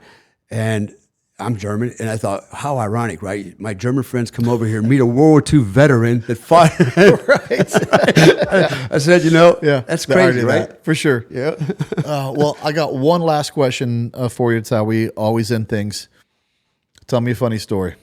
Oh, my God. So I'm going through the Q course, right? So here's what happened. I'm in the unit. They go, Comstock, you get to go to Q course, right? 6 months, so I leave. And as soon as I start the Q course, I'm going through the Bravo course, the weapons, light and heavy weapons, right? And I'm in phase 1 still. And my wife decides to leave me, not this one. She's the good one. But the other ones, all the exes, right? They can't hang with me. They're weak. So anyways, so I find it. So I'm coming home every night, and I got 2 kids, little kids, and she's got to go do something with Mary Kay or this or that, right? And then turns out she had a boyfriend, right? A doctor at the dental clinic on Fort Bragg that she worked with, right? He was banging her. So I'm going to say it. I don't care. And so then she sprung it on me. I want a divorce. Like, holy shit. And then she left me and took my daughter, but left me with my 4-year-old son as I'm going through the Q course. Mm-hmm. Like, crap, right? So you don't want to fail. Right. It's a once in a lifetime opportunity, but I don't want to abandon my kids. So I'm trying to juggle shit, right? So I'm getting up every morning at 4:30 to go to the Q course. And you're going to be there all day, right? Doing weapon stuff and other Army stuff. And then I got to come home. I had to drop my son off in the morning with my neighbor. Thank God she, helped babysit for me. They were good friends of mine. So she took care of him, and I'd pick him up in the evening. And now I got to do what? I got to feed him, bathe him, right? Prep for the next day. I got to probably study, right? Do it again and do it again, do it again. And I had lost like 17 pounds in like 2 weeks, right? I lost a lot of weight because I'm just going 1,000 miles an hour. I'm not eating right. I'm just trying to hang on and maintain, Yeah. And I remember, so in the Q course, you have to do the 12-mile road march, right? And actually, they build up to it. Sometimes you do a 3 mile or 4 mile, 6, 8, whatever, till you get 12 mile, right, for time. And which I never had a problem with that. But during the Q course, when I went through, that road march was on a tank trail road, or no, tank trap road. It was just white beach sand, like that thick in the woods, right? And it might as well have been on the beach. That's where it's going to be, 12 miles. And so I'm pretty strung out. And so my sergeant major at the time, his name was Alfonso, pretty cool sergeant major. He was the school sergeant major. I said, Joe, listen, man, this is what I got going on, if you see me doing weird shit, that's why I'm doing it. He goes, yeah, no problem, man. You'll be good. And then he tells me, he goes, listen, man, he goes, we got this 12-miler coming up. I know you're not ready for it. Your head's in another place, blah, blah, blah, blah, blah. He goes, don't worry about it. You can do it some other time, that type of thing. I said, okay, cool. So I go home that night, and I get in a fight with the wife again. It's already over. I don't even know why I'm going home, probably because I had nowhere else to go. She was at the house, and we get into it again. This time I walk out, and I go around the corner. There's like a little bar there, pizza bar, with pool tables, and I'm going to go over there and sulk my tears and drink and, whatever. And I'm sitting there and I'm getting drunk. And I look over at the bar and there's a sergeant major. Like, oh, shit.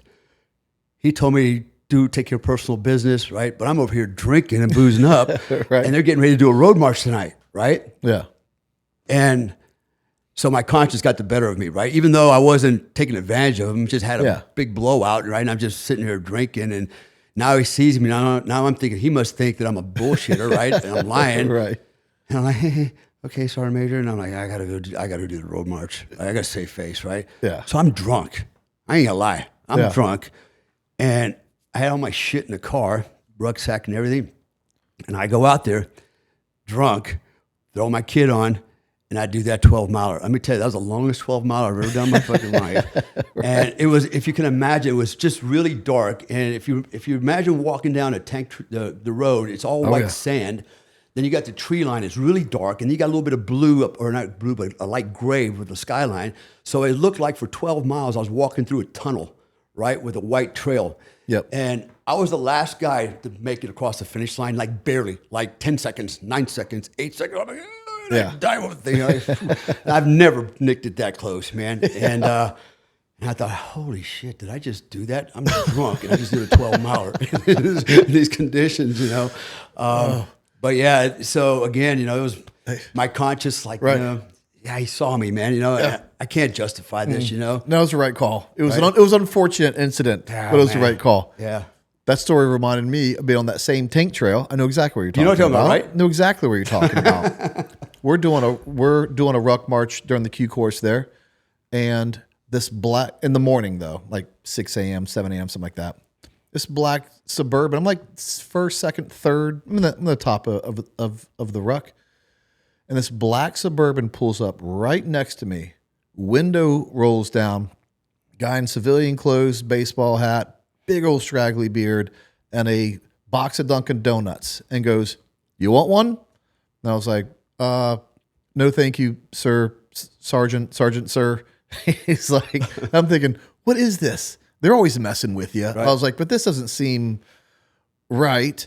And, but I can't take the chance. And he got a sense behind it. He goes, "I'm not messing with you, man.